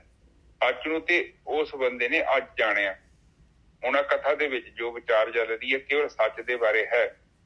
ਤੇ ਜਦੋਂ ਇੱਕ ਜਿਹੜਾ ਮਨੁੱਖ ਹੈ ਜਿਹਨੇ ਕਿਤਾਬਾਂ ਲਿਖਤੀਆਂ, ਉਹਨੇ ਲਿਖ ਦਿੱਤੀਆਂ, ਪਰ ਸੱਚਾਈ ਨੂੰ ਜਦ ਤੱਕ ਕੋਈ ਅਨੁਭਵ ਨਹੀਂ ਕਰਦਾ ਉਹਨਾਂ ਚਿਰ ਤੱਕ ਜ਼ਿੰਦਗੀ 'ਚ ਮਜ਼ਾ ਨਹੀਂ ਹੈ।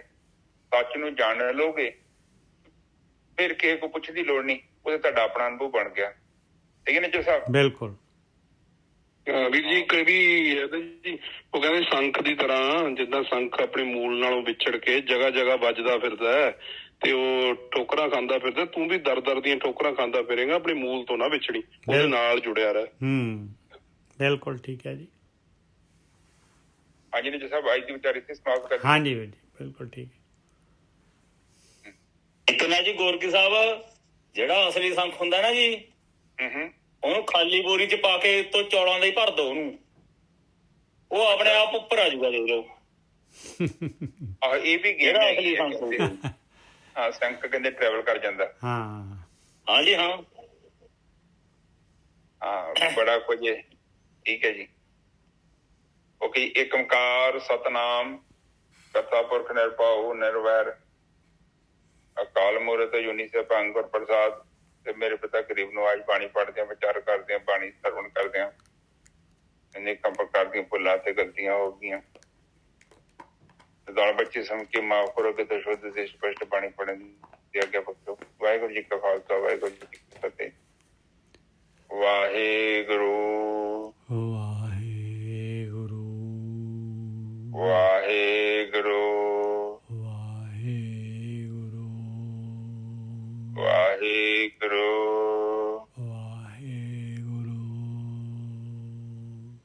ਵਾਹਿਗੁਰੂ ਵਾਹਿਗੁਰੂ ਵਾਹਿਗੁਰੂ ਵਾਹਿਗੁਰੂ ਵਾਹਿਗੁਰੂ